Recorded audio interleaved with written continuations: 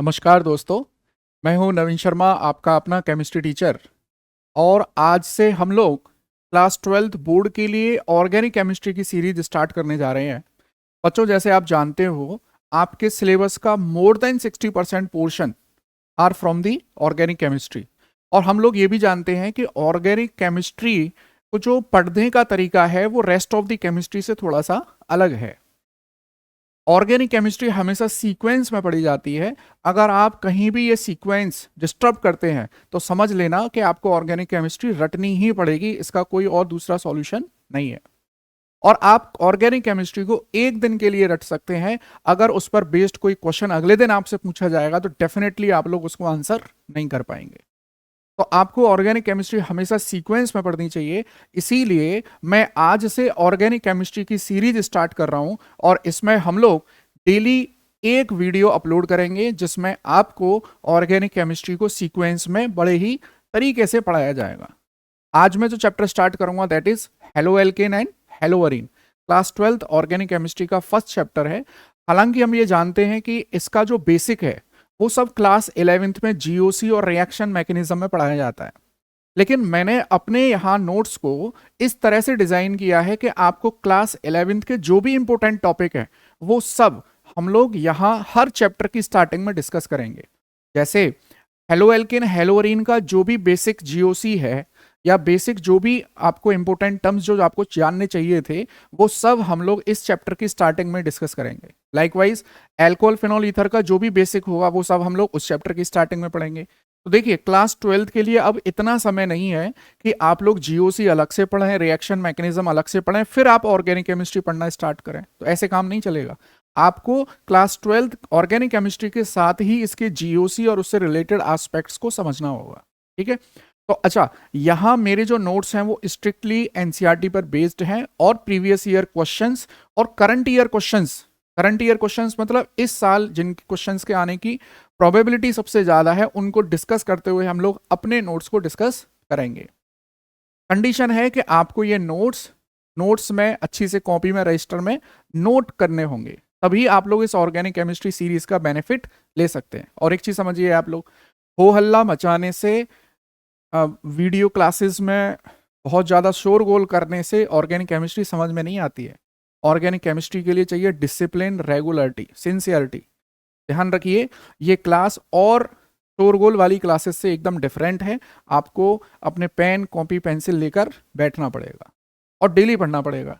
कोई ऐसा इंजेक्शन नहीं है कि मैं ऑर्गेनिक केमिस्ट्री आपको लगा दूं और आप अगले दिन एकदम ऑर्गेनिक केमिस्ट्री सीख जाएं। ऑर्गेनिक केमिस्ट्री को डेली डेली डेली डेली पढ़ा जाता है, तभी आप लोग इसको सीख सकते हैं। चलिए हम लोग अपनी सीरीज स्टार्ट करते हैं। चैप्टर हमारे पास है, आप जानते हैं, that is halo alkane and hello arene.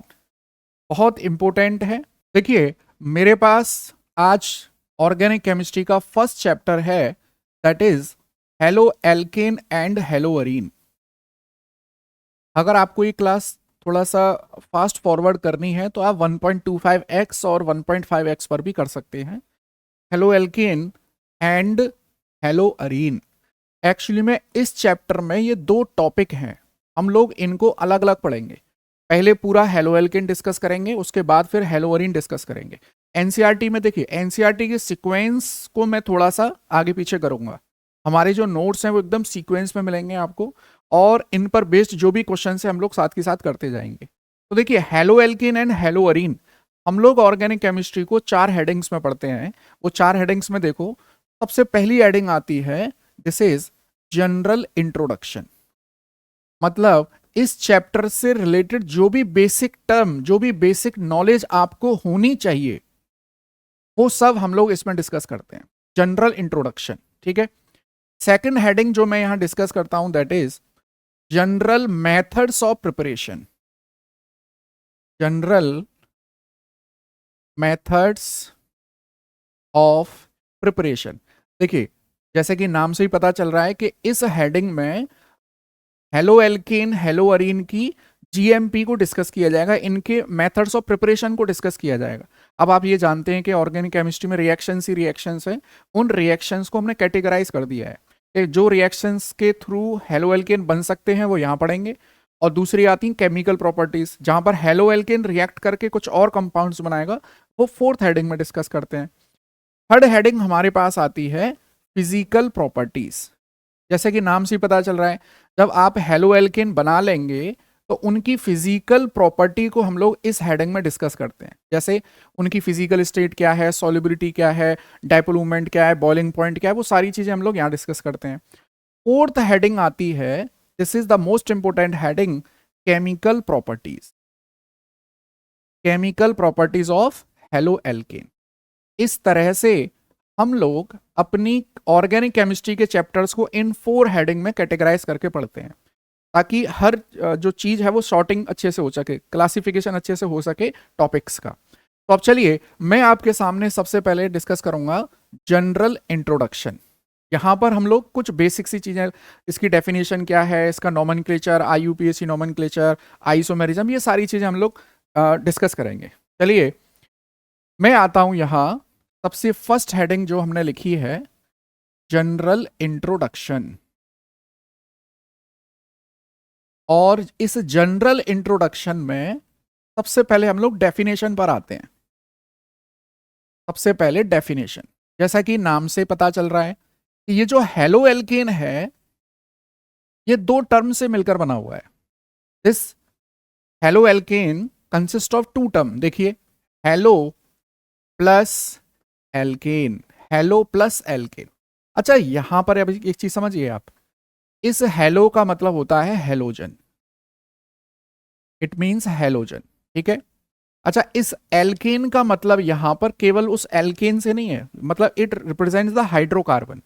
Actually में हेलो एल्केन बनते कैसे हैं, हाइड्रोकार्बन में से हाइड्रोजन हटा दीजिए और उसकी जगह पर हेलोजन लगा दीजिए।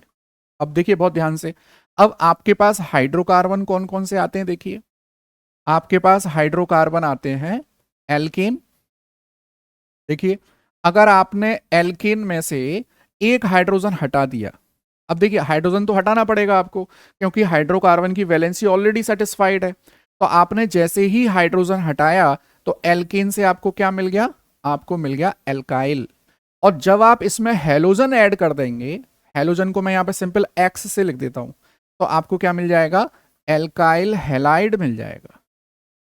एल्काइल हैलाइड, या मैं इसको क्या कह सकता हूं, मैं इसको हेलो एल्केन कह सकता हूं, हेलो एल्केन। अब जरूरी नहीं है कि हाइड्रोकार्बन में हमेशा आपको एल्केन ही मिले, आपको एल्कीन भी मिल सकता है। देखिए एल्कीन, और यहां भी आप जब एल्कीन से हाइड्रोजन को हटा देंगे तो इसकी वैलेंसी अनसेटिस्फाइड हो जाएगी, आपको मिलेगा एल्कीन आइल। और जब आप इसमें हेलोजन जोड़ देंगे तो आपको मिल जाएगा हेलो एल्कीन, हेलो एल्कीन। ऐसे ही आपको क्या मिलेगा, हेलो हेलो एल्काइन। देखिए आपको मिलेगा हेलो एल्काइन। और अगर ये हाइड्रोकार्बन बेंजीन है, बहुत ध्यान से सुनिए, अगर ये हाइड्रोकार्बन बेंजीन है और बेंजीन में से आप हाइड्रोजन हटा देते हैं तो आपको मिलता है फिनाइल। और जब फिनाइल में आप हेलोजन ऐड कर देंगे तो आपको मिलेगा या तो फिनाइल हैलाइड, और इसी फिनाइल हैलाइड को हम कहते हैं हेलो एरीन, हेलो एरीन। अभी मैंने आपको केवल हेलो एल्केन जो टर्म है उसका मतलब समझाया है। Halo means halogen, alkane simply means the hydrocarbon. अगर आप किसी एल्केन में से हाइड्रोजन हटाकर हेलोजन लगाएंगे तो आपको सिंपल क्या मिल जाएगा, एक हेलो एल्केन मिल जाएगा। ऐसे ही बेंजीन में से हाइड्रोजन हटाएंगे तो आपको फिनाइल मिलेगा, जब आप इसमें हाइड्रोजन जोड़ देंगे तो आपको हेलो एरीन मिल जाएगा। तो यहां से हम लोग अपनी डेफिनेशन बना सकते हैं। देखिए रटने की जरूरत नहीं किसी भी चीज को, आप पहले समझिए चीजों को। डेफिनेशन एज इट इज याद करने की जरूरत नहीं है, अपने ही वर्ड्स में उनको याद करने की कोशिश करिए। अब देखिए मैं यहां पर अब हेलो एल्केन की डेफिनेशन आपको डिजाइन करके देता हूं। देखिए, when in alkane, alkane mean simple hydrocarbon, when in alkane one और मोर हाइड्रोजन एटम, वन और मोर hydrogen atom is replaced by one or more halogen atom, one or more halogen atom, one or more halogen atom, then haloalkanes are formed. Haloalkanes are formed. तो देखिए आपकी definition हमने पहले एक reactions के through समझा है इसको कि अगर आपके पास कोई एल्केन है आप उसमें से हाइड्रोजन हटा। अब मैं देखिए आपको पर्टिकुलर एक एग्जांपल से बताता हूं। देखिए आपके पास मान लीजिए मैंने लिखा दिस इज CH3, क्या आप मुझे इसका नाम बता सकते हैं? This is simply ethane. ये इथेन है, देखिए ये इथेन है। अच्छा मैं क्या करता हूं, इसके एक हाइड्रोजन को मैं कुछ ऐसे लिख देता हूं अपनी सहूलियत के लिए। देखिए मैं इसको ऐसे लिखता हूं CH3CH2H। ठीक है, बात समझ में आ रही है? अब यहां से मैं एक हाइड्रोजन को रिप्लेस करूंगा इसको। अच्छा हाइड्रोजन हटाना क्यों जरूरी है? सीधी सी बात है, यहां से हाइड्रोजन नहीं हटेगा तो कार्बन की वैलेंसी अनसेटिस्फाइड नहीं होगी। तो यहां आपको क्या मिलने वाला है, देखिए जरा ध्यान से, आपको मिलेगा CH3CH2 और ये वैलेंसी होगी अनसेटिस्फाइड। मतलब ये क्या बन गया? ये बन गया हाइड्रोकार्बन रेडिकल। एक एक बात पर ध्यान से सुनिए इस चीज को। देखो इथेन मतलब सिंपल है क्या? एक्चुअली में ये है तो हाइड्रोकार्बन ही।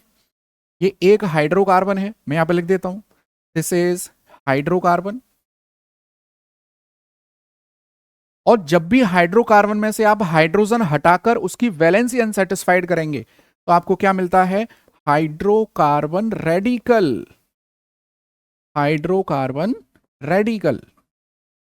अब देखिए यहां पर ये इथेन है तो यहां पर क्या मिल गया आपको? इथाइल मिल गया। इथाइल क्या है? हाइड्रोकार्बन रेडिकल है।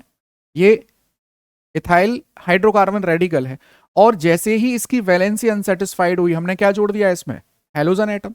तो आप फाइनली क्या देख रहे हैं यहां पर? आपको मिल रहा है CH3CH2X। अब देखिए अब हम लोग जानते हैं नेमिंग है दो तरीके की।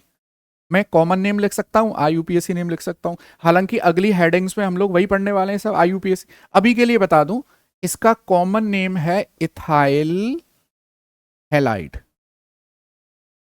और इसका IUPAC नेम है हेलो इथेन। तो this is the definition of halo alkane. I think अब आपको ये डेफिनेशन समझ में आई होगी।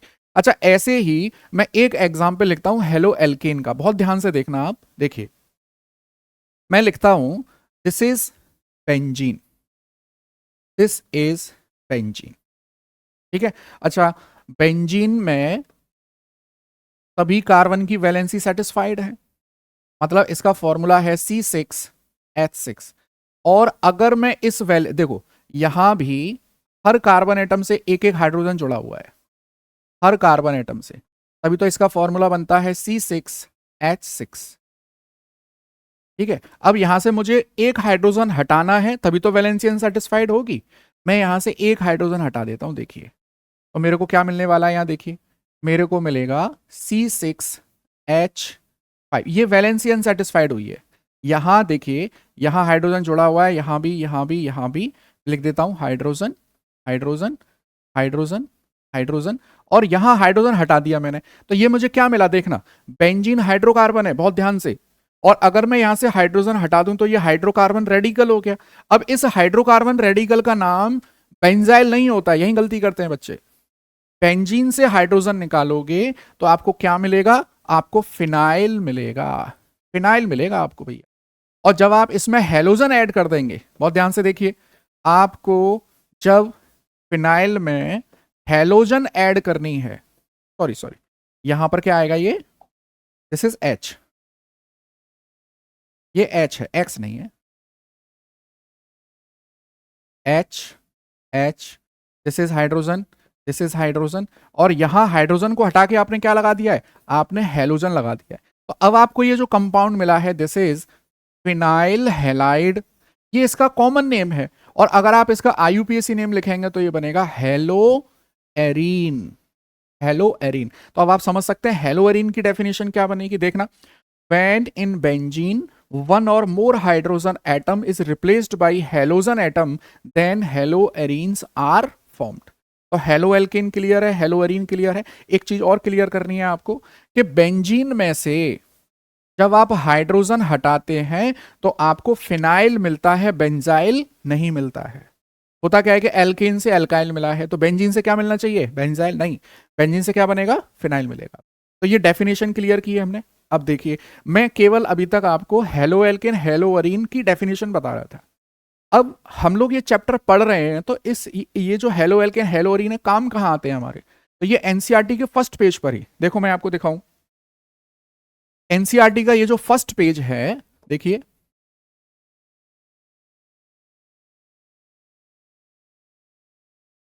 देखिए ये एनसीईआरटी का फर्स्ट पेज मैंने यहां पर छोटा करके रखा हुआ है।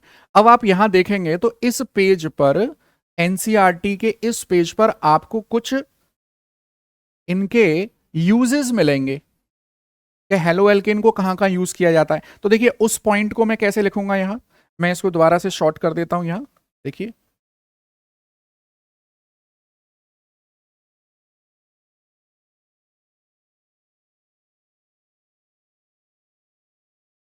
यहां पर अब ये जो हेलो एल्केन और हेलो अरीन है, इनका यूज जो है इस पेज पर है, तो डेफिनेटली कहीं ना कहीं वन मार्कर क्वेश्चन में इसको पूछ लिया जाएगा बोर्ड में। तो देखना, कुछ हेलो एल्केन्स जो है वो नेचुरली अकरिंग है, नेचुरली अकरिंग, और कुछ है आर्टिफिशियल। आपके एनसीईआरटी के पेज पे दिए गए हैं ये प्रॉपर, आर्टिफिशियल, ठीक है। तो नेचुरली अकरिंग में जो सबसे पहले आता है, दैट इज, ये बड़ा इंपॉर्टेंट है, ये है बेटा क्लोरम फेनिकॉल। नाम तो सुना होगा आपने, दिस इज क्लोरम फेनिकॉल, एक एंटीबायोटिक है क्लोरम फेनिकॉल। और क्लोरम देखो, क्लोरीन आ रहा है इसमें, क्लोरीन कंटेनिंग कंपाउंड है, तो हेलो एल्केन तो होना ही है ये। तो this is produced by soil bacteria. Chloramphenicol, a antibiotic, is produced by soil bacteria. Now come to the second one. एक हमारे यहाँ पे हार्मोन है thyroxine, thyroxine hormone, and this hormone is iodine containing. तो देखिए, आयोडीन मतलब halogen ही है, तो हमारे पास दो कंपाउंड हो गए, एक है क्लोरमफेनिकॉल और एक है थायरोक्सिन। ये हार्मोन है जो आयोडीन से मिलकर बनता है। अच्छा, अब आर्टिफिशियल पर अगर मैं आ जाऊं यहां, आर्टिफिशियल, तो आर्टिफिशियल में एक बहुत अच्छी मेडिसिन है chloroquine, chloroquine. This medicine is use in the treatment of malaria. Malaria के ट्रीटमेंट में क्लोरो क्वीन को यूज करते हैं। और देखिए, हमारे पास एक एनास्थेटिक भी है, halothane. This halothane is halogen containing compound, it is used as anaesthetic, बेहोश करने की दवाई के तौर पे इसको यूज करते हैं, एनास्थेटिक्स, ठीक है। और देखिए, हमारे पास है क्लोरोफ्लोरोकार्बन्स, जो कि फ्रियोन्स हैं, क्लोरोफ्लोरोकार्बन्स रेफ्रिजरेंट की तरह इस्तेमाल करते हैं हम लोग। और देखिए, हमारे पास है पॉलीफ्लो पॉलीफ्लोरिनेटेड, पॉलीफ्लोरिनेटेड कंपाउंड, और ये ब्लड सब्सटीट्यूट की तरह काम करते हैं। एनसीईआरटी में प्रॉपर मेंशन है ये, ब्लड सब्सटीट्यूट, ब्लड किया, जो ब्लड का काम है सेम ऑक्सीजन कैरिंग, वो काम ये करते हैं। और हमारे पास CCl4, एक फायर एक्सटिंग्विशर भी है, जिसको हमारे पास क्लोरोफॉर्म भी है, it is also used as anaesthetic. तो हमारे पास जो हेलो एल्केन हेलोअरीन है, उनके यूज भी हैं। इससे क्या होगा कि हम लोग थोड़ा सा उनसे रिलेट कर पाते हैं कि हम जो चीज़ पढ़ रहे हैं वो कहाँ यूज हो सकती है। तो ये नेचुरली अकरिंग है और ये आर्टिफिशियल है। तो अभी तक हमने जनरल इंट्रोडक्शन में डेफिनेशन पढ़ी है और उसके यूजेस पढ़े हैं। अब आते हैं हम लोग, देखिए, अब आते हैं A heading, and this is classification. Classification, देखिए, मतलब हमारे पास जब भी बहुत सारी चीजें पढ़ने के लिए हों, तो हम लोग क्या करते हैं, उनको क्लासिफाई कर लेते हैं। जैसे आपने देखा होगा, एक सब्जी वाला है, वो अपनी सब्जियों को अलग अलग ढेरी बना के रखता है। ऐसा नहीं करता है कि आलू के संग टमाटर सारी ढेरी एक संग लगा दे और उनको उसमें से हमें खोजना पड़े। अलग अलग उनके पैकेट्स बने हुए रखे रहते हैं। ऐसे ही हम लोग यहाँ हेलो एल्केन्स और हेलोअरीन को पढ़ने वाले हैं, बहुत सारे कंपाउंड है, तो definitely we have to classify them.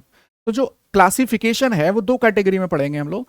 सबसे पहले पढ़ते हैं हम लोग A.1, on the basis of, on the basis of carbon atom, on the basis of carbon atom to which halogen atom is attached.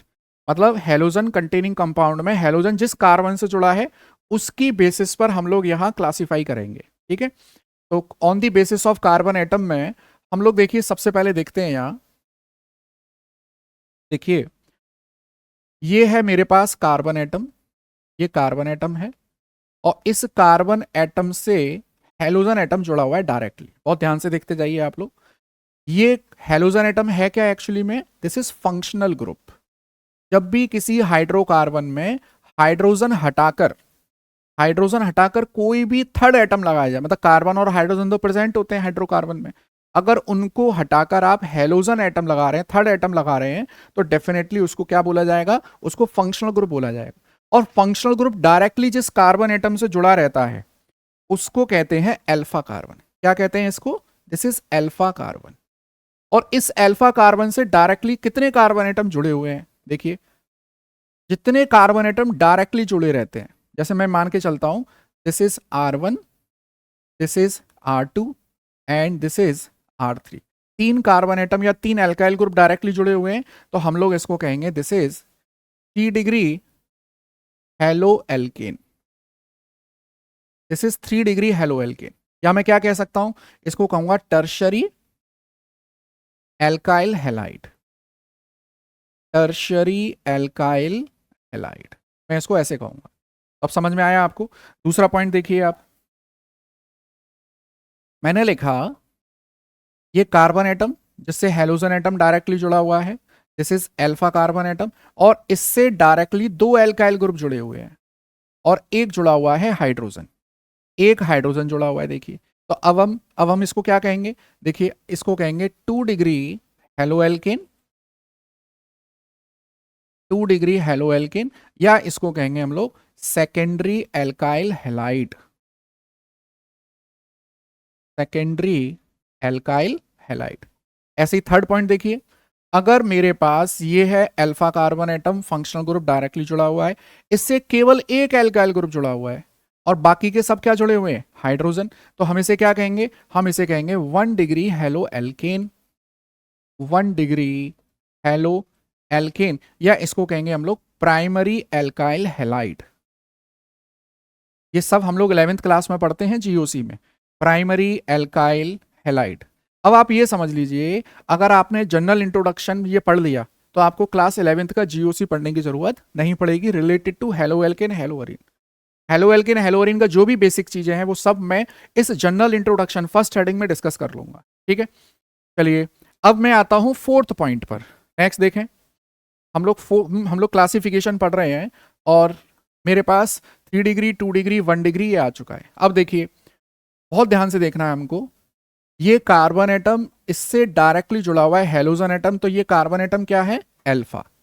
इस अल्फा कार्बन एटम के बगल में जो बीटा कार्बन एटम है, this beta carbon atom is sp2 hybridized. देखिए ध्यान से, this beta carbon atom is sp2 hybridized. और जब ये कंडीशन आपको मिलती है, बहुत ध्यान से देखना, ये इसको कहा जाता है एलाइल। क्या कहा जाएगा इसको, allyl.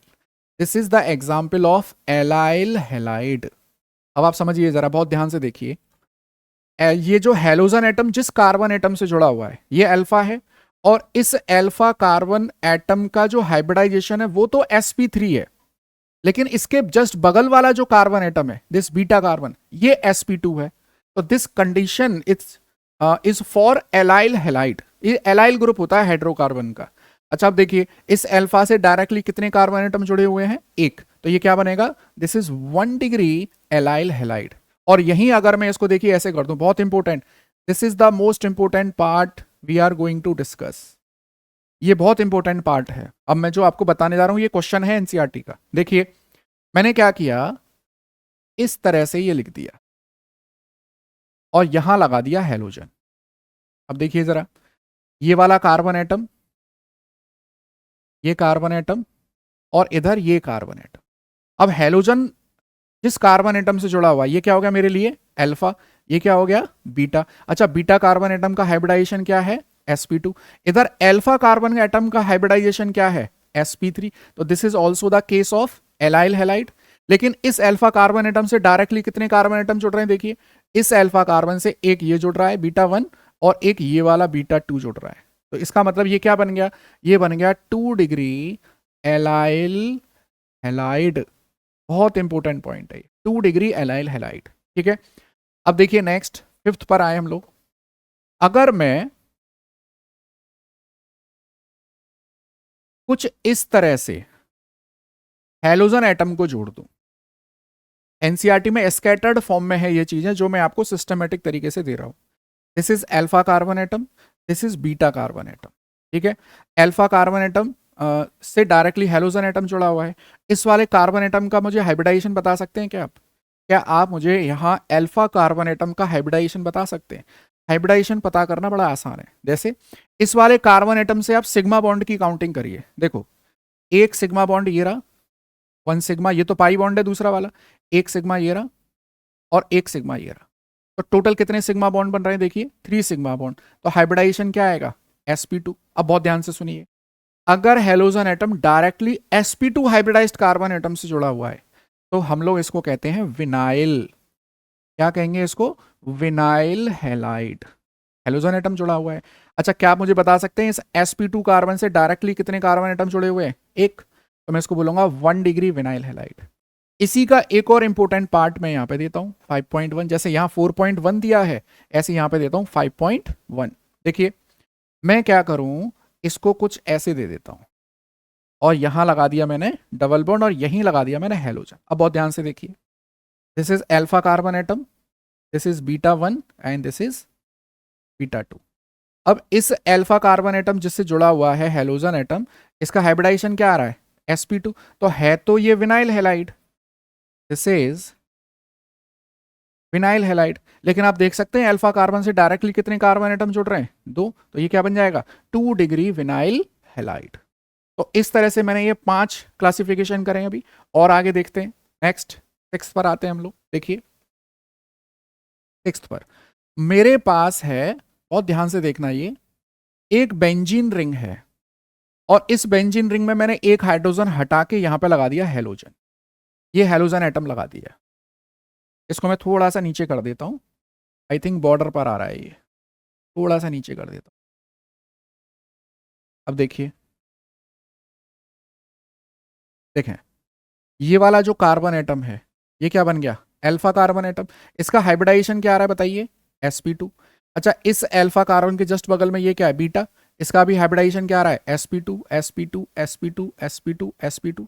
In benzene ring all 6 carbon atoms are sp2 hybridized. मैं लिख देता हूं, in benzene all 6 carbon atoms are sp2 hybridized, sp2 hybridized। अब एक चीज समझिए आप, यहां पर हेलोजन एटम डायरेक्टली sp2 से जुड़ा हुआ है, तो क्या हम इसको विनाइल बोलेंगे? आप बताइए जरा। यहां पर halogen atom directly sp2 hybridize carbon atom से जुड़ा है, लेकिन हम तो ये देख रहे हैं यहां पर कि सारे के सारे कार्बन एटम sp2 हाइब्रिडाइज्ड है। तो अब एक चीज याद रखिए, जहां भी कंपाउंड में बेंजीन रिंग इन्वॉल्व हो जाए तो समझ लेना वो एलाइल और विनाइल तो नहीं होगा। तो यहां पर हम लोग इसको बोलते हैं this is hello arene. Benzene में से हाइड्रोजन हटा दिया है और क्या बन गया, ये हेलो एरीन बन गया है या फिनाइल हैलाइड बन गया है। ठीक है, नेक्स्ट आते हैं हम लोग 7 पर। ये बहुत इंपॉर्टेंट पॉइंट है। ये रहा मेरे पास बेंजीन। अब बहुत ध्यान से देखिएगा, यहां मैंने लगा दिया एक कार्बन एटम और इससे जोड़ दिया है मैंने एक हेलोजन एटम। यहां पर हेलोजन एटम एक कार्बन एटम और फिर बेंजीन है। यहां पर halogen atom directly benzene ring से जुड़ा हुआ नहीं है। ये जो हेलोजन एटम है ये डायरेक्ट बेंजीन से जुड़ जाता है तो क्या बन जाता है, हेलोअरीन। अब समझिए, ये कार्बन एटम है अल्फा और ये वाला कार्बन एटम क्या हो गया, बीटा। तो ये अब देखना, अल्फा तो है sp3 हाइब्रिडाइज्ड, बीटा है sp2 हाइब्रिडाइज्ड। तो अब आप मुझे बताइए जरा, क्या ये एलाइल होगा? बिल्कुल नहीं।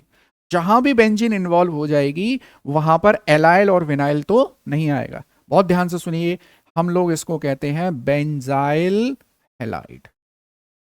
हम लोग इसको क्या कहेंगे भैया, हम इसको बेंजाइल हैलाइड कहेंगे। और अल्फा कार्बन एटम से डायरेक्टली कितने कार्बन एटम जुड़ रहे हैं, केवल एक, तो मैं क्या कहूंगा इसको 1 degree benzyl halide. In case अगर मैं इसको ऐसे कर दूं, देखिए देखिए, और यहां लगा दूं हेलोजन एटम, ये अल्फा कार्बन हो गया, ये बीटा कार्बन हो गया, है तो ये बेंजाइल, लेकिन अल्फा कार्बन एटम से डायरेक्टली कितने जुड़ रहे हैं, देखो एक एल्काइल ग्रुप यहां जुड़ रहा है, एक कार्बन एटम ये जुड़ रहा है, तो अब ये क्या बन जाएगा 2 degree benzyl halide, 2 degree benzyl halide. बात आई समझ में?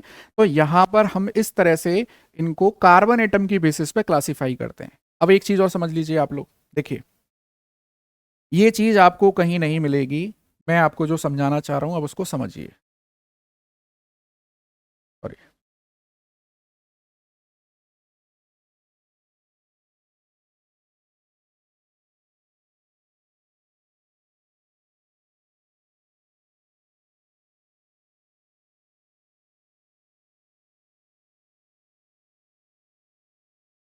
ये बहुत इंपॉर्टेंट पॉइंट मैं आपको बता रहा हूं, देखना।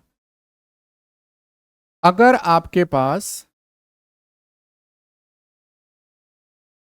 ये बेंजीन है C6H6, और अगर आप इसमें से एक हाइड्रोजन एटम हटाते हैं तो डेफिनेटली इस बेंजीन में किसी एक कार्बन एटम से एक हाइड्रोजन हट जाएगा। मान लीजिए यहां सब पे हाइड्रोजन एटम है, मैंने यहां से हाइड्रोजन हटा दिया, तो ये क्या बन जाता है C6H5। याद रखना दिस इज बेंजीन, और ये क्या बन रहा है फिनाइल, ये फिनाइल बन रहा है। अब मान लीजिए आपके पास है ये मिथाइल बेंजीन, ये है मिथाइल बेंजीन, और हमने यहां मिथाइल बेंजीन में से यहां से यहां से एक हाइड्रोजन हटा दिया, ये वाला हाइड्रोजन हटा दिया, तो अब मुझे क्या मिलने वाला है, देखिए अब मुझे मिलेगा दिस इज बेंजाइल। क्या कहेंगे हम लोग इसको, हम इसको कहते हैं बेंजाइल। याद रखना कंफ्यूजिंग है थोड़ा सा। देखो बेंजीन से क्या बनना चाहिए, बेंजाइल बनना चाहिए था, लेकिन बन क्या रहा है फिनाइल। ऐसी मिथाइल बेंजीन है, मिथाइल बेंजीन को हम टोलुइन भी कहते हैं। क्या कहते हैं, टोलुइन।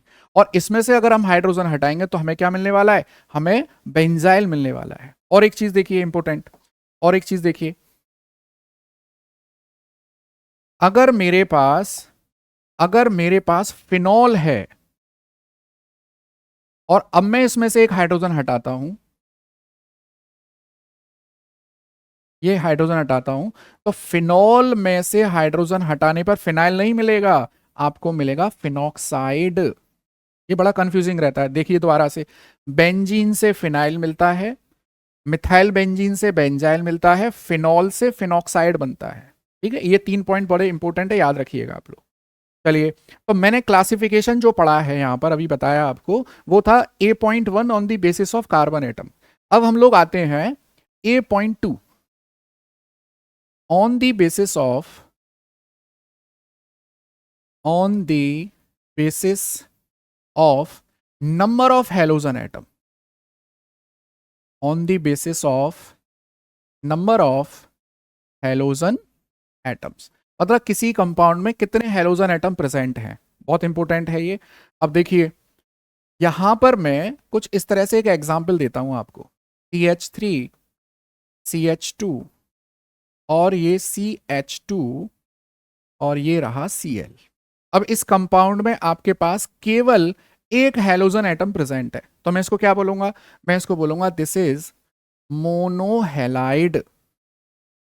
मोनोहेलाइड, या मैं और क्या बोल सकता हूं, देखो आपकी एनसीईआरटी में एक जगह लिखा हुआ है this is mono halogen derivative, monohalogen derivative of alkene.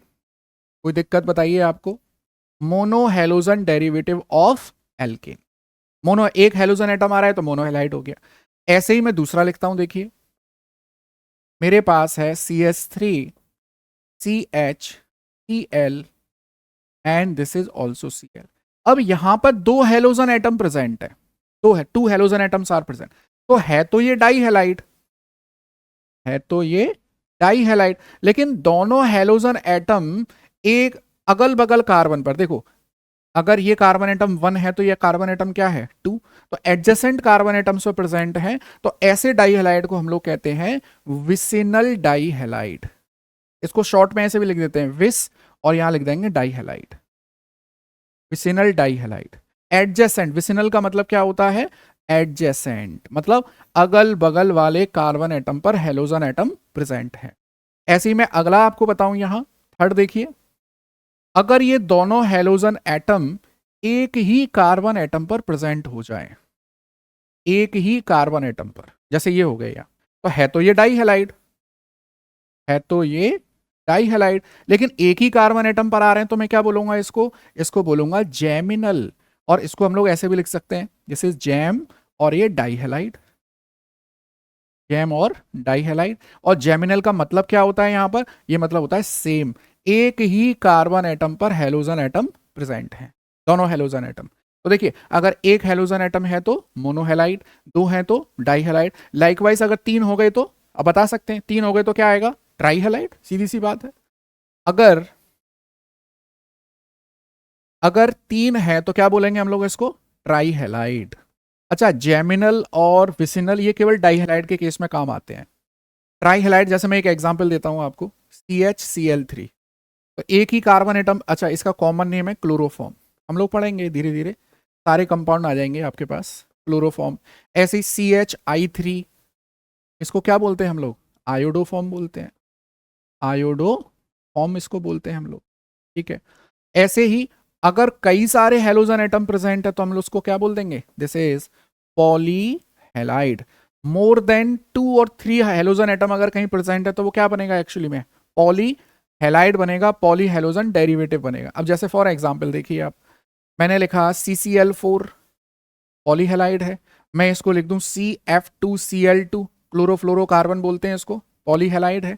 अगर मैं हेलोअरीन की बात करूं, देखो हेलोअरीन में अगर हम ऑल हाइड्रोजन एटम को हटा के फ्लोरीन लगा दें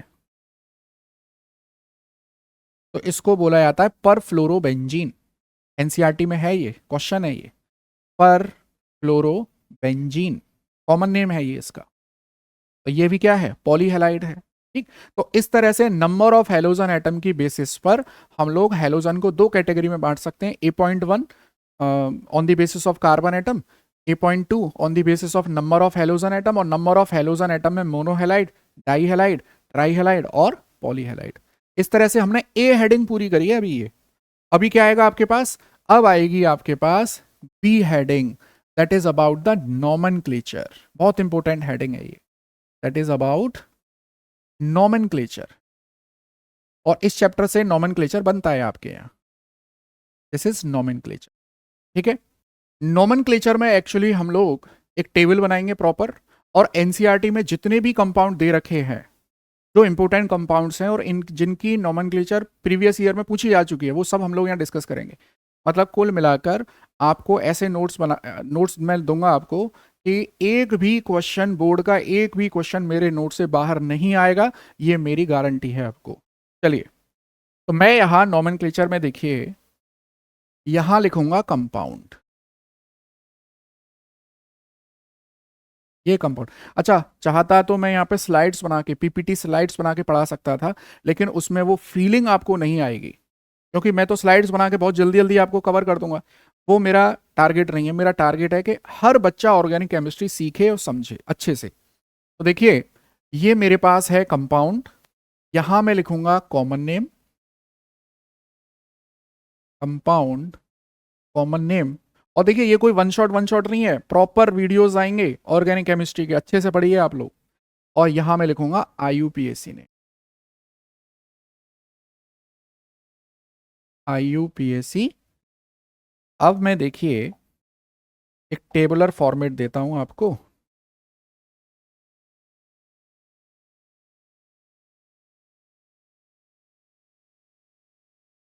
चलिए सबसे पहला,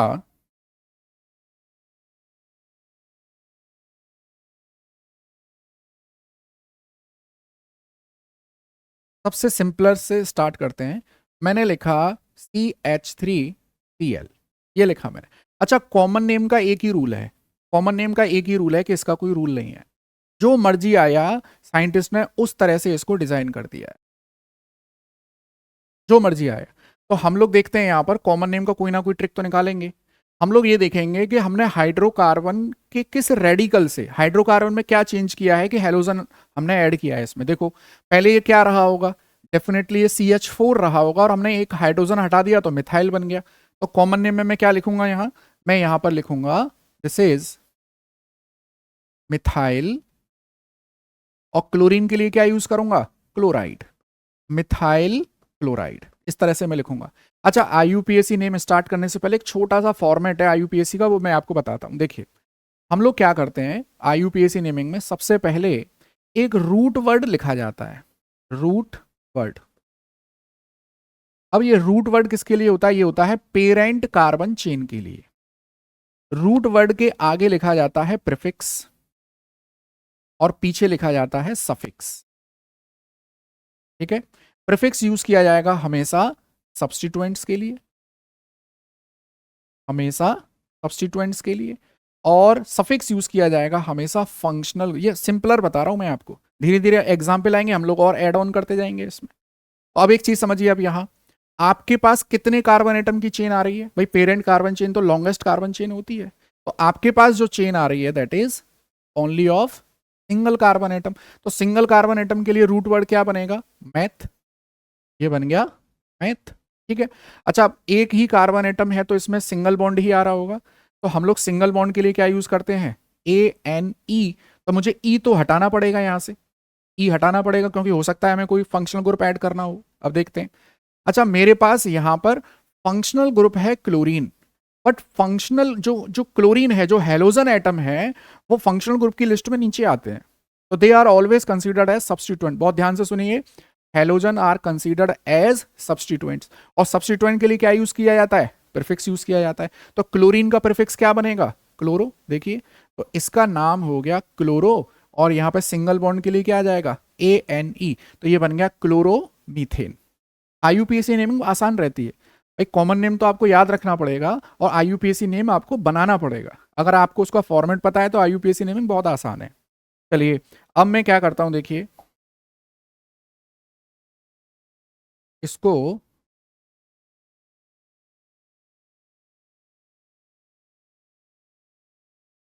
इरेज ही कर देते हैं।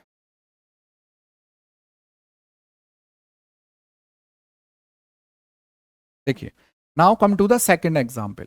देखिए मैंने लिखा CH3 CH2 और ये Cl।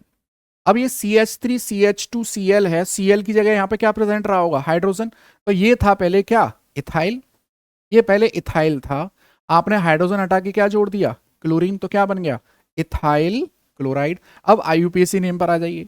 अब यहाँ पे पेरेंट कार्बन चेन देखिए कितने की बन रही है, 2 की बन रही है, और इसमें क्लोरीन क्या आएगा, यहाँ पर क्लोरीन एज ए प्रीफिक्स आएगा, तो मैं इसको लिख दूंगा यहाँ chloro ethane, this is chloro ethane.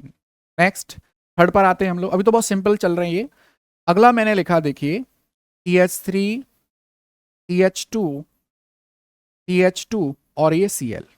तो हम लोग सबसे पहले कॉमन नेम की बात करते हैं, तो क्लोरीन हटा के क्या लगा हुआ है यहाँ पर, हाइड्रोजन, तो ये क्या बना होगा, प्रोपाइल। और ध्यान से देखिए दिस इज प्रोपाइल क्लोराइड। लेकिन लेकिन लेकिन सुनिए बात को, अगर हाइड्रोकार्बन में 3 कार्बन एटम है और उसमें कोई ब्रांच नहीं है, तो हम लोग यहाँ पर एक प्रीफिक्स यूज कर लेते हैं दैट इज नॉर्मल। तो इसका नाम क्या होगा, नॉर्मल प्रोपाइल क्लोराइड। ठीक है, अब आ जाइए IUPAC नेमिंग पर। सबसे पहला काम क्या करते हैं, पेरेंट कार्बन चेन सेलेक्ट करते हैं। कितने कार्बन एटम की चेन बन रही है, 3 की बन रही है। ठीक है, और सब्स्टिट्यूएंट क्या आ रहा है, क्लोरो आ रहा है, तो मैं इसको क्या लिख दूंगा, देखिए। अच्छा अब एक चीज और, जैसे ही कार्बन एटम 3 और 3 से ज्यादा होते हैं आपको नंबरिंग देना जरूरी है। तो क्लोरीन जहां से प्रेजेंट है वहां से नंबरिंग दे दूंगा मैं, this is 1, this is 2, this is 3। तो फर्स्ट कार्बन एटम पे क्लोरीन प्रेजेंट है, तो मैं इसका नाम क्या दूंगा, देखिए 1 chloro, and this is propane, 1 chloro propane. बहुत सिंपल चल रहा है अभी। नेक्स्ट आ जाइए। अच्छा अब एक चीज और बताओ आप, क्लोरीन एटम जिस कार्बन से जुड़ा है उसे क्या कहेंगे, अल्फा। क्लोरीन एटम जिस कार्बन से जुड़ा है उसे क्या कहेंगे, अल्फा। क्लोरीन एटम जिस कार्बन से जुड़ा है उसे क्या कहेंगे, अल्फा। क्या आप मुझे इस कंपाउंड में अल्फा का हाइब्रिडाइजेशन बता सकते हो? देखिए, इस वाले कार्बन एटम से एक सिग्मा देखो ये बना है, एक सिग्मा, ये दूसरा सिग्मा, और दो हाइड्रोजन जुड़े हुए हैं, तो टोटल कितने हो गए? 4 सिग्मा। तो हाइब्रिडाइजेशन क्या है? sp3। और इस अल्फा कार्बन से डायरेक्टली कितने कार्बन एटम जुड़ रहे हैं? डायरेक्टली एक कार्बन एटम। तो ये क्या है? Simple, this is 1 degree halo alkane. 1 degree hello. ये क्वेश्चन है एनसीईआरटी एक्सरसाइज का कि आपको कंपाउंड दिए गए, बताइए इसकी डिग्री क्या होगी, तो आप ऐसे निकाल सकते हैं सिंपली। नेक्स्ट आते हैं फोर्थ। देखिए, मैंने लिखा CH3CHCl और यहां लिख दिया है CH3। बहुत ही इंपॉर्टेंट कॉमन, इसका कॉमन नेम बहुत इंपॉर्टेंट है। अब आप जरा समझिए, क्लोरीन एटम जिस कार्बन से जुड़ा है वो क्या है? अल्फा। अल्फा से डायरेक्टली कितने कार्बन एटम जुड़ रहे हैं?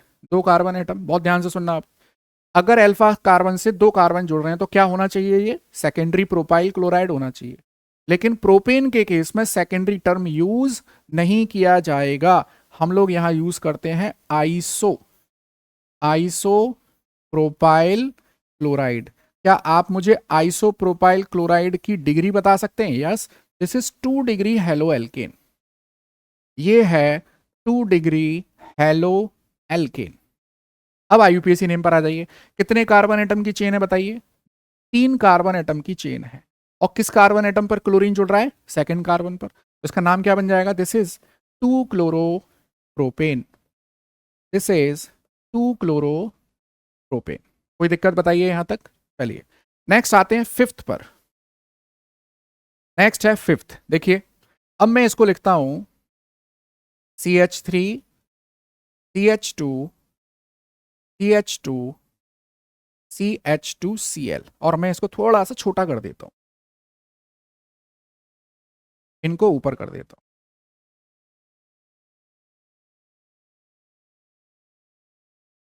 देखिए कुछ इस तरह से, ताकि सब आपको दिखाई दे। यहां ये देखिए, CH3 CH2, इस वाले पोर्शन को थोड़ा सा बड़ा। अब देखें, ये मेरे पास टोटल कितने कार्बन एटम है? 4। क्लोरीन हटाकर क्या लगा देंगे आप? हाइड्रोजन। तो डेफिनेटली क्या बन रहा है? ये बन रहा है normal normal butyl chloride. This is normal butyl chloride. अच्छा मुझे बताइए जरा, ये अल्फा कार्बन है, इससे डायरेक्टली कितने कार्बन एटम जुड़ रहे हैं? एक। तो this is 1 degree halo alkane. ये सब एनसीईआरटी के क्वेश्चंस हैं। 1 डिग्री हेलो एल्केन। चलिए अब आ जाइए आईयूपीएसी नेमिंग पर। आईयूपीएसी नेमिंग पर सबसे पहला काम, select the longest carbon chain. ये कर ली सेलेक्ट हमने, ठीक है। और किस कार्बन एटम पर क्लोरीन एटम प्रेजेंट है? फर्स्ट कार्बन एटम पर। तो मैं इसका नाम क्या दूंगा? This is 1 chloro butane. This is 1 chlorobutane. What is the degree of this 1 chlorobutane? This is 1 degree haloalkane. बात आ रही है समझ में आपको? चलिए नेक्स्ट आ जाते हैं हम लोग 6 पर।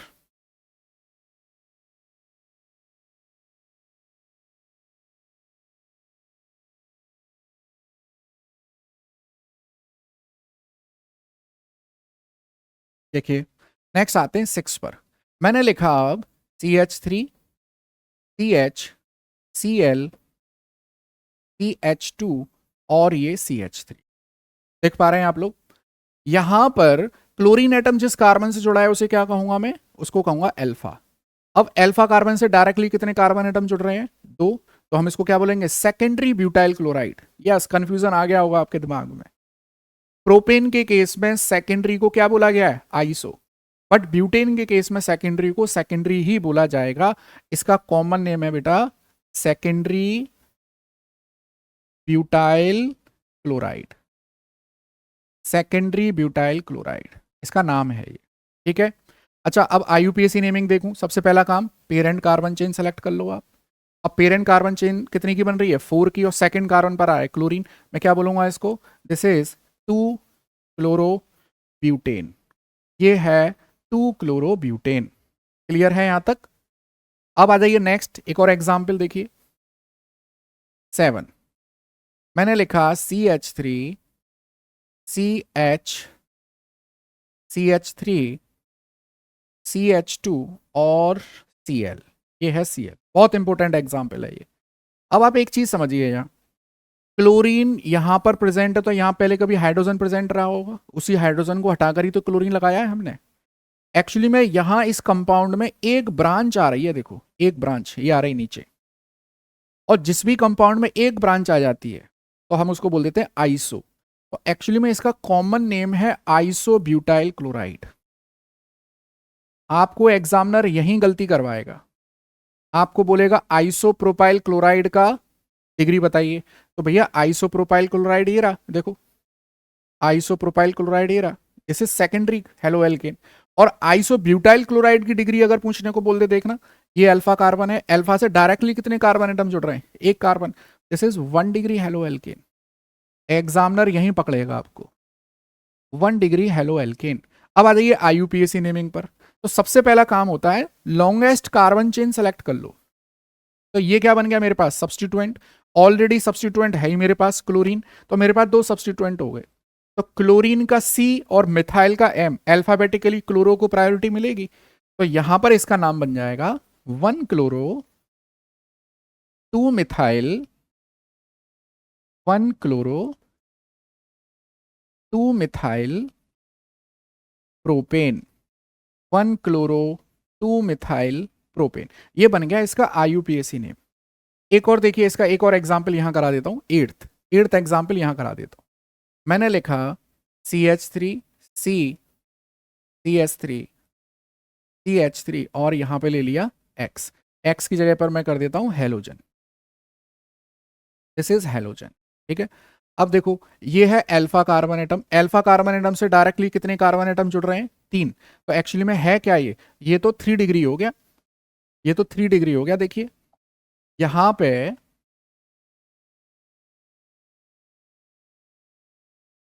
This is tertiary butyl chloride, this is tertiary butyl chloride, ये कॉमन नेम है। अगर मैं आईयूपीएसी नेम पता करूं इसका, तो सबसे पहला काम है पेरेंट कार्बन चेन सेलेक्ट कर लो, longest carbon chain.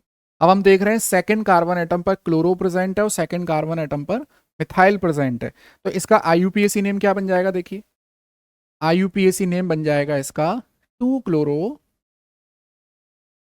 2 methyl propane 2 chloro 2 methyl propane, ये इसका आईयूपीएसी नेम है। चलिए नेक्स्ट स्लाइड्स पर आते हैं हम लोग 9th एग्जाम्पल के साथ। 9th एग्जाम्पल देखिए, अब मैं यहां पर लिखता हूं CH2 double bond CH, this is CH2Cl। बहुत ध्यान से देखिए, ये कंपाउंड लिख दिया मैंने, यहां क्या आएगा इसका, यहां आएगा इसका कॉमन नेम, कॉमन नेम, और यहां आ जाएगा इसका आईयूपीएसी नेम। वही टेबल कंटिन्यू करनी है आपको। अब देखिए जरा इसको, देखिए सबसे पहला काम दे देखिए कि Cl हटा के यहां क्या प्रेजेंट रहा होगा, हाइड्रोजन, तो दिस इज सिंपल एलाइल, तो इसका नाम है एलाइल क्लोराइड, ये एलाइल क्लोराइड है। अब मैं आईयूपीएसी नेमिंग पर अगर आ जाऊं, तो देखिए आईयूपीएसी नेमिंग में सबसे पहला काम क्या रहेगा, आपको पेरेंट कार्बन चेन सेलेक्ट करनी है। अब यहां पर एक चीज देखिए, ये है सब्सटीट्यूएंट और ये है मल्टीपल बॉन्ड, आपको इसकी प्रायोरिटी टेबल याद होगी, फंक्शनल ग्रुप की प्रायोरिटी सबसे ज्यादा है, then multiple bond, then substituent. अब यहां पे क्लोरीन सब्सटीट्यूएंट है और मल्टीपल बॉन्ड की प्रायोरिटी क्लोरीन से क्या है, ज्यादा, तो नंबरिंग यहां से शुरू होगी 1 2 और 3। अगर मैं इसका आईयूपीएसी नेम लिखता हूं तो ये आएगा 3 chloro prop 3 chloro prop 1 in, this is the IUPAC name, 3 chloro prop 1 इन। ठीक है, अगला देखें हम लोग 10th, मैंने लिख दिया CH2 double bond CH Cl। तो अगर मैं क्लोरीन हटा के हाइड्रोजन लगाऊं तो दिस इज सिंपल विनाइल, तो इसका नाम हो जाएगा विनाइल क्लोराइड, विनाइल क्लोराइड। ये वही पॉलीविनाइल क्लोराइड है, PVC, जो पाइप, जो प्लास्टिक के पाइप्स हमारे घरों में लगे रहते हैं, वही है ये। तो अगर मैं कॉमन नेम दूं तो विनाइल क्लोराइड बन गया। आईयूपीएसी नेमिंग के लिए सबसे पहला काम, पेरेंट कार्बन चेन सेलेक्ट कर लीजिए, और यहाँ तो 2 कार्बन एटम है, दिस इज 1, दिस इज 2, तो आपके पास क्या आ जाएगा, दिस इज क्लोरो इथीन। इसका नाम क्या आ गया, क्लोरो इथीन। नेक्स्ट आते हैं 11th एग्जाम्पल।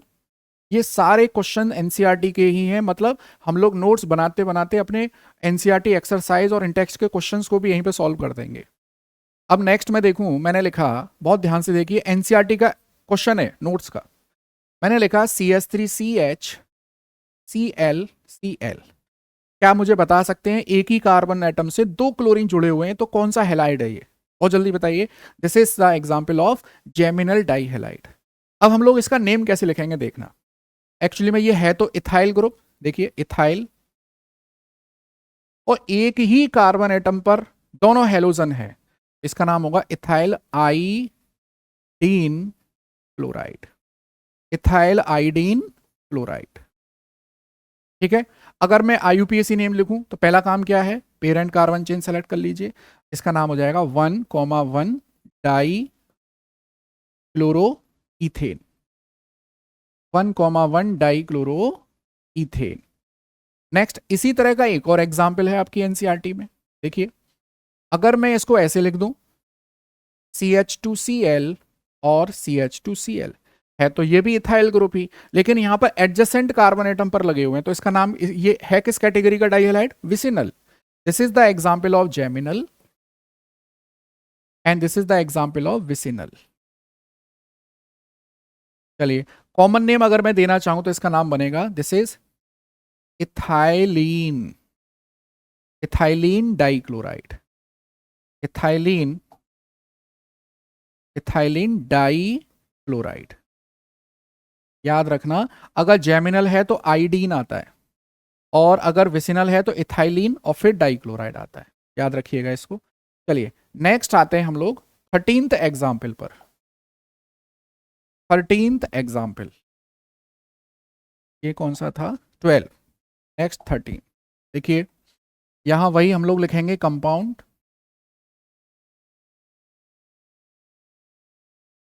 यहां लिखेंगे कॉमन नेम,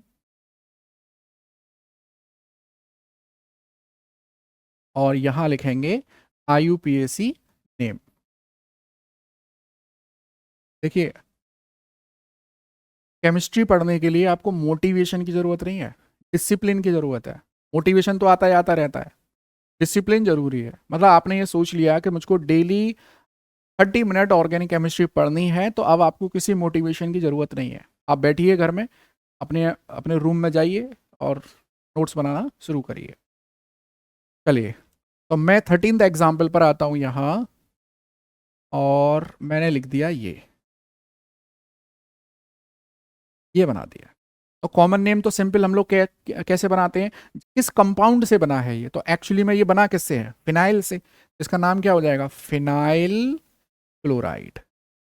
और अगर मैं इसका आईयूपीएसी नेम देना चाहूं, तो आईयूपीएसी नेम में तो क्लोरो को क्या माना गया है, सब्सटीट्यूएंट, तो ये क्या बनेगा, क्लोरो, और किस पर सब्सटीट्यूशन हुआ है, बेंजीन पर, इसका नाम है बेटा क्लोरो बेंजीन।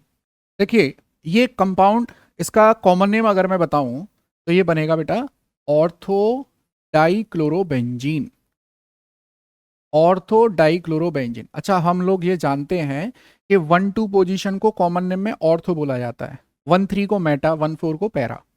अब मैं इसका आईयूपीएसी नेम दूं तो सिंपल क्या बन जाएगा, देखिए इसका नाम आ जाएगा 1,2 डाइक्लोरोबेंजीन, डाइक्लोरोबेंजीन। अब देखिए आप, next example is 15th, and this is the question जो इस बोर्ड परीक्षा में 2025 और 26 के सेशन में जो बोर्ड एग्जाम आने वाला है उसमें ये क्वेश्चन पूछा जाएगा। बहुत ज्यादा चांसेस हैं कि ये क्वेश्चन इस बार बोर्ड में आ जाए। अब इसका कैसे नाम लिखेंगे, देखो कॉमन नेम क्या है इसका, this is symmetrical, symmetrical tribromobenzene, symmetrical ट्राइब्रोमोबेंजीन।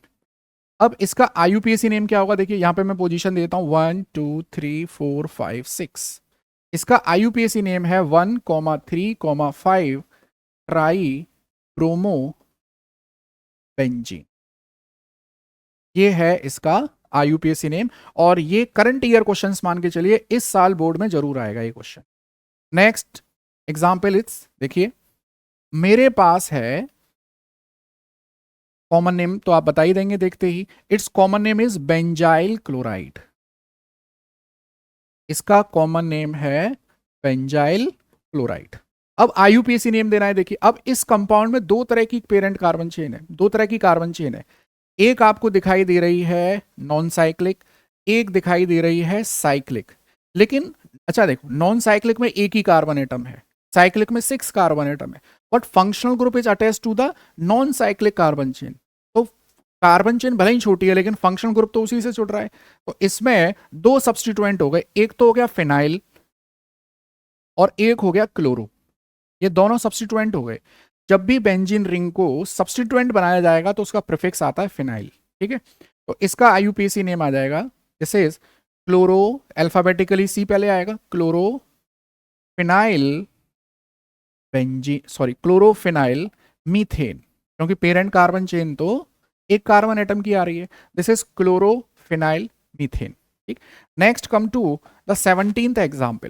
देखिए यहां मैं लिखता हूं CHCl3, दिस इज क्लोरोफॉर्म, इसका कॉमन नेम क्या है, क्लोरोफॉर्म। और आईयूपीएसी नेम तो बड़ा सिंपल है, आईयूपीएसी नेम में तो केवल आपको एक सेट ऑफ रूल फॉलो करना है। एक ही कार्बन पर 3 क्लोरीन है, क्या आ जाएगा, दिस इज ट्राई क्लोरो और methane, try chloro methane. Next ऐसा ही एक और कंपाउंड है आपके यहां पर CHBr3, कॉमन नेम क्या है, bromoform, it's common name is bromoform. IUPAC name क्या बन जाएगा, try bromo methane, IUPAC name is try bromo methane. और एक और इंपॉर्टेंट कंपाउंड है इसी तरह का, दिस इज CHI3, इसका नाम है आयोडोफॉर्म। इन सब के यूजेस वगैरह पढ़ेंगे हम लोग अलग से, आयोडोफॉर्म। और इसका आईयूपीएसी नेम क्या बन जाएगा, this is try iodo and methane, try iodo methane. तो ये कुछ इंपॉर्टेंट कंपाउंड्स हैं, और भी हैं कुछ और भी बताऊंगा मैं अभी। 20th आता है CCl4, दिस इज, इसका कॉमन नेम बड़ा इंपॉर्टेंट है, इसका एक कॉमन नेम तो आता है, देखिए कार्बन टेट्राक्लोराइड, ये कॉमन नेम है इसका, कार्बन टेट्राक्लोराइड। एक और कॉमन नेम है, दिस इज पर क्लोरोमीथेन, पर क्लोरोमीथेन। एक और कॉमन नेम है इसका, दिस इज पायरीन, और पायरीन के नाम से मार्केट में जाना जाता है ये, और ये फायर एक्सटिंग्विशर की तरह यूज किया जाता है, फायर एक्सटिंग्विशर। जैसे वो रेड वाला सिलेंडर आता है आग बुझाने वाला, उसमें CCl4 यूज किया जाता है। अब आईयूपीएसी नेम क्या है, सिंपल, एक ही कार्बन से कितने क्लोरीन एटम जुड़े हुए हैं, 4, this is tetra chloro methane. इस तरह से हम लोग ये बी कैटेगरी में नोमेनक्लेचर को पूरा करते हैं। अब देखिए, अब हमने कुछ कंपाउंड्स के कॉमन नेम और आईयूपीएसी नेम पढ़े हैं। अब आपकी एनसीईआरटी में कुछ क्वेश्चंस दे रखे हैं that we have to discuss. देखिए हम लोग आ जाते हैं एक एनसीईआरटी के क्वेश्चन पर। देखो यहां पर जैसे मैंने ये एक पेज ये ले रखा है, यहाँ जितने भी इंपोर्टेंट, अच्छा देखो यहां पर मैं आपको एक पॉइंट बताऊं, एक क्वेश्चन है जो इस साल बोर्ड में आया था, वो क्वेश्चन मैं आपको बताता हूं। आई थिंक आपको यहाँ दिखाई देगा या नहीं, मैं यहां पर लिख देता हूं। देखिए एक क्वेश्चन था ये वाला, यहां Cl और यहां पर CH3, और मैं इस पेज को दोबारा से वहां भेज देता हूं, छोटा कर देता हूं। चलिए ये क्वेश्चन आया था आपके बोर्ड में, और इस क्वेश्चन को भी यहां कर देता हूं। देखिए इसका कॉमन नेम, ये बोर्ड में आया हुआ क्वेश्चन है, सेम ईयर इसी साल। इसका कॉमन नेम अगर हम लोग देखें तो ये बनता है ऑर्थोक्लोरोटोलुइन, ऑर्थोक्लोरोटोलुइन, और इसका आईयूपीएसी नेम बन जाता है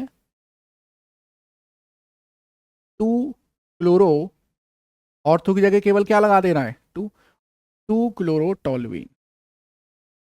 इस तरह से ये इसका कॉमन नेम ऑर्थोक्लोरोटोलुइन देखिए, और आईयूपीएसी नेम हमने बता दिया 2 क्लोरोटोलुइन। इस तरह से हम लोग लिख देते हैं 2 क्लोरोटोलुइन, ये इसका आईयूपीएसी नेम, और कॉमन नेम है ऑर्थोक्लोरोटोलुइन। और एक और आईयूपीएसी नेम हो सकता है, हम लोग इसको ऐसे लिखें 1 chloro 2 methyl benzene, 1 chloro 2 methyl benzene. हम ये जानते हैं मिथाइल बेंजीन को क्या बोल सकते हैं, हम लोग टोलुइन बोल सकते हैं। तो हमने यहाँ पर 1 क्लोरो को अलग लिख दिया, 2 मिथाइल बेंजीन अलग लिख दिया। अगर टोल्यूइन एक साथ लिखना चाह रहे हैं तो 2 क्लोरो टोल्यूइन उसको लिख सकते हैं। अच्छा क्वेश्चन है ये। चलिए नेक्स्ट हम लोग बढ़े हैं। अब हमारे पास एनसीईआरटी में ही कुछ क्वेश्चंस दे रखे हैं।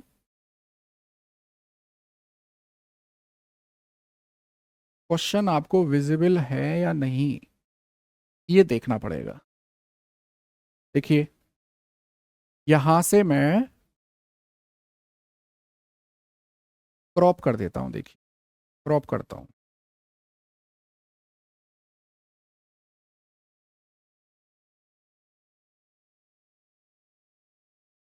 और ये वाले भी क्वेश्चन, चलिए ये क्वेश्चन है हमारे पास, तो बड़ा कर दे।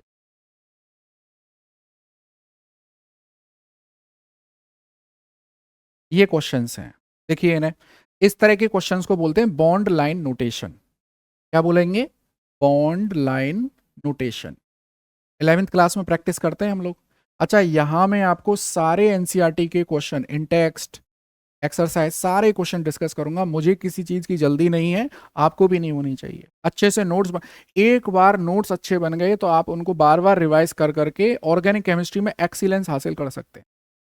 ऑर्गेनिक केमिस्ट्री अगर आपकी स्ट्रांग है तो आपका कॉन्फिडेंस अलग ही दिखेगा केमिस्ट्री एग्जाम में। चलिए मैं यहां पर कुछ सेलेक्टेड पार्ट करा देता हूं। देखिए पहला, चलो पहला मैं ये वाला क्वेश्चन करा देता हूं आपको। ये फर्स्ट वाला मैं यहां लिख देता हूं, दिस इज CH3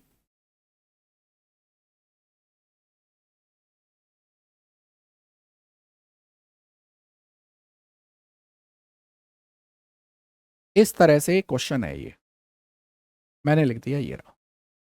इसका मुझे आईयूपीएसी नेम लिखना है। तो आईयूपीएसी नेम लिखते समय सबसे पहला काम क्या होता है, selection of longest carbon chain containing functional group, multiple bond और सब्सटीट्यूएंट। फंक्शनल ग्रुप भी आना चाहिए, मल्टीपल बॉन्ड भी आना चाहिए, सब्सटीट्यूएंट भी आना चाहिए। तो देखो वो पेरेंट कार्बन चेन ये रही, इस तरह से ये है वो कार्बन चेन। अब एक चीज देखिए, अब हमको सिलेक्शन हो गया, अब हमें यहाँ पे क्या करना है, नंबरिंग देनी है। अगर मैं यहां से नंबरिंग देखता हूं, देखना ध्यान से देखना, 1 2 3 4 और ये 5। अब जानते हैं कि हेलोजन एटम से ज्यादा प्रायोरिटी किसकी है, मल्टीपल बॉन्ड की। और मल्टीपल बॉन्ड को क्या पोजीशन मिल रही है, 3 4 पोजीशन, तो मैं इसको 3 पे मान के चलूंगा। और अगर मैं नंबरिंग यहां से देता हूं, देखिए ध्यान से देखिए, 1 2 3 4 और ये 5, तो डेफिनेटली यहां से मल्टीपल बॉन्ड को मिल रही है सेकंड पोजीशन, और यहां से मल्टीपल बॉन्ड को मिल रही है थर्ड पोजीशन। तो हमें मल्टीपल बॉन्ड को प्रायोरिटी ज्यादा देनी है। तो हम लोग क्या करेंगे, यहां ऊपर वाली जो नंबरिंग है, जो गलत वाली है, मैं उसको हटा देता हूं। देखिए यहां से ये मैं हटा देता हूं, ये वाली हटा देता हूं। ये है CH3, इस तरह से। और हमारे पास नंबरिंग आ गई ये वाली, 1 2 3 4 और ये 5। अब देखिए यहाँ पे ब्रोमीन क्या है, सब्स्टिट्यूएंट है, तो ब्रोमीन का नाम आ जाएगा, देखो 4 ब्रोमो, 4 ब्रोमो, और कार्बन चेन कितनी की है, 5 की, पेंट। और किस पोजीशन पर मल्टीपल बॉन्ड है, सेकंड पोजीशन पर, 4 bromo paint 2 in. This is the IUPAC name for this compound.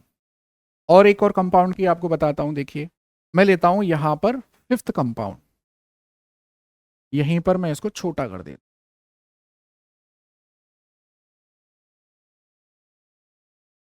देखिए मैं फिफ्थ कंपाउंड ले लेता हूँ यहाँ, ये वाला CH3H,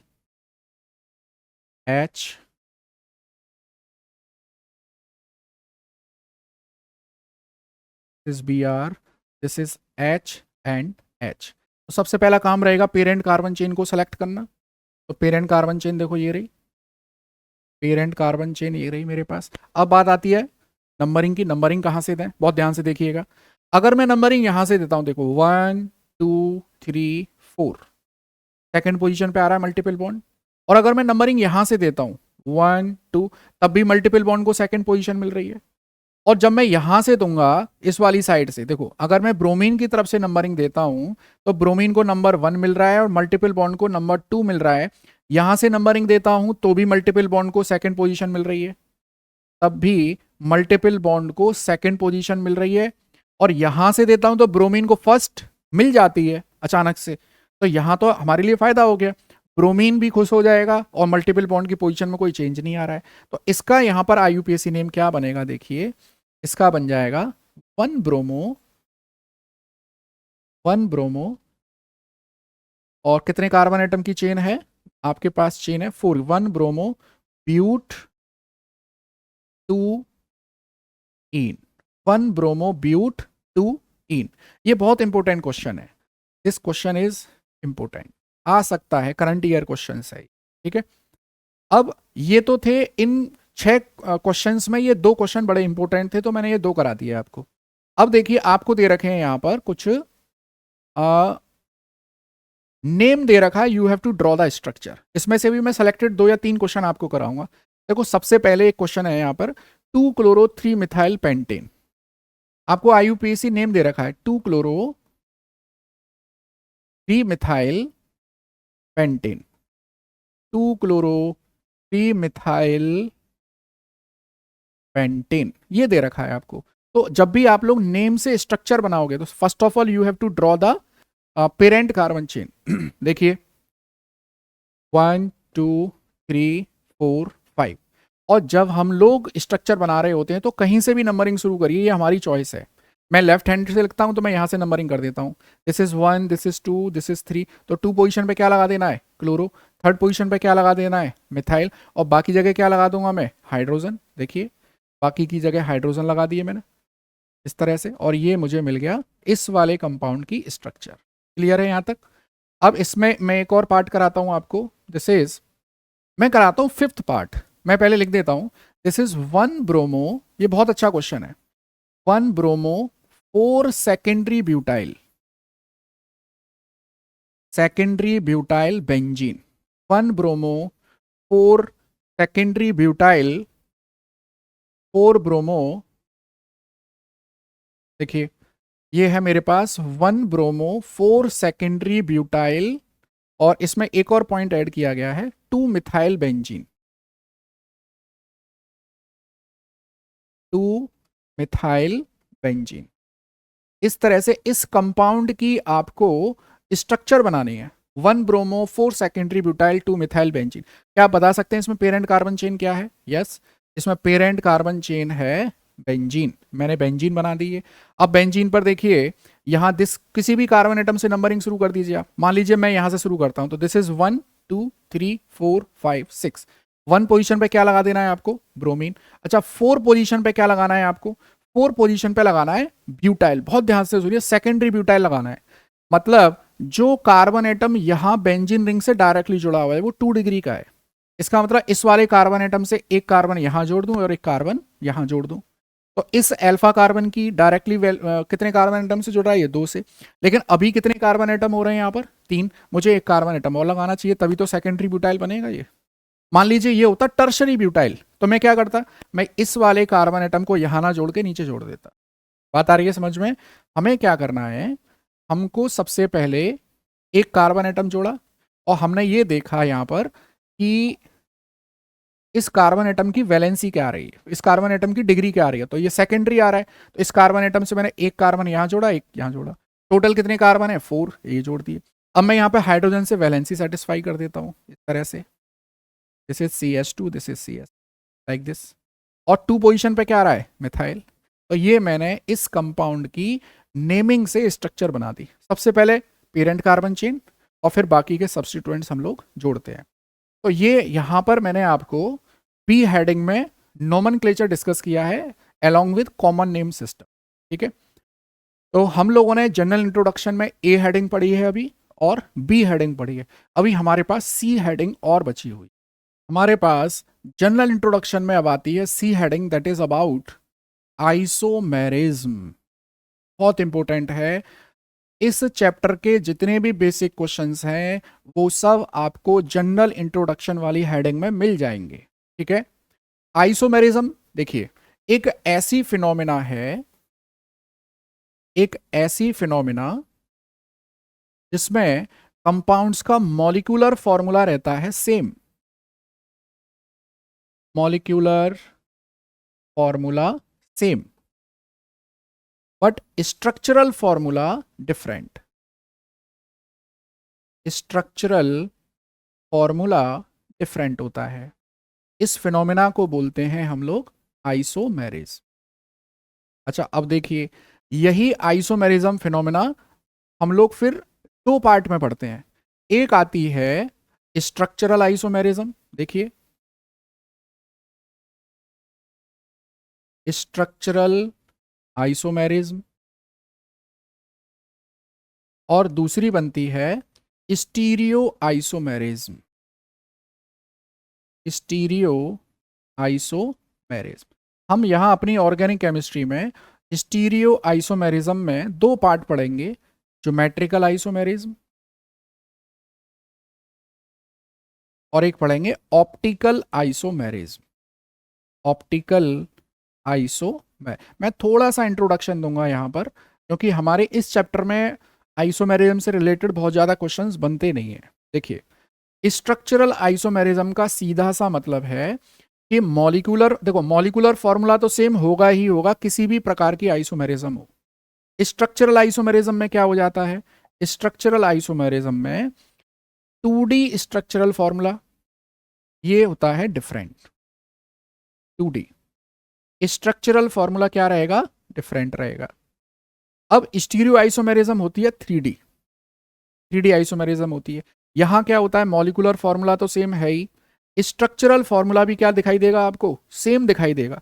लेकिन जब आप 3D स्पेस में उस मॉलिक्यूल का रिप्रेजेंटेशन करेंगे तब आपको डिफरेंस नजर आएगा। बहुत ध्यान से सुनिए, यहां पर स्ट्रक्चरल आइसोमेरिज्म में स्ट्रक्चरल जो फॉर्मूला है वो डिफरेंट आपको दिखाई देगा, पोजीशन डिफरेंट दिखाई देगी। लेकिन यहाँ स्टीरियो आइसोमेरिज्म में मॉलिक्यूलर फॉर्मूला सेम है, स्ट्रक्चरल फॉर्मूला सेम है, सेम दिखाई देगा आपको, बट जो 3D स्ट्रक्चरल फॉर्मूला होगा, 3D फॉर्मूला होगा वो डिफरेंट होगा। और 3D फॉर्मूला आपने जैसे 11th में पढ़े होंगे, wedge and dash formula, wedge dash representation, ये जो रिप्रेजेंटेशन होता है ये डिफरेंट होता है स्टीरियो आइसोमेरिज्म में। अभी हम क्या करेंगे, हम लोग स्ट्रक्चरल आइसोमेरिज्म पढ़ेंगे और फिर स्टीरियो आइसोमेरिज्म में पर्टिकुलरली केवल हम लोगों को क्या पढ़ना है, ऑप्टिकल आइसोमेरिज्म पढ़नी है, हेलो एल्केन हेलो अरीन में। चलिए, तो मैं यहां पर C.1 हेडिंग लगा देता हूं, स्ट्रक्चरल आइसोमेरिज्म।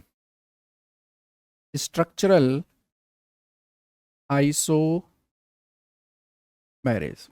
आपको पता ही है, आइसोमेरिज्म है, इसका मतलब मॉलिक्यूलर फॉर्मूला क्या होगा, सेम। मैं लिख देता हूं मॉलिक्यूलर फॉर्मूला सेम।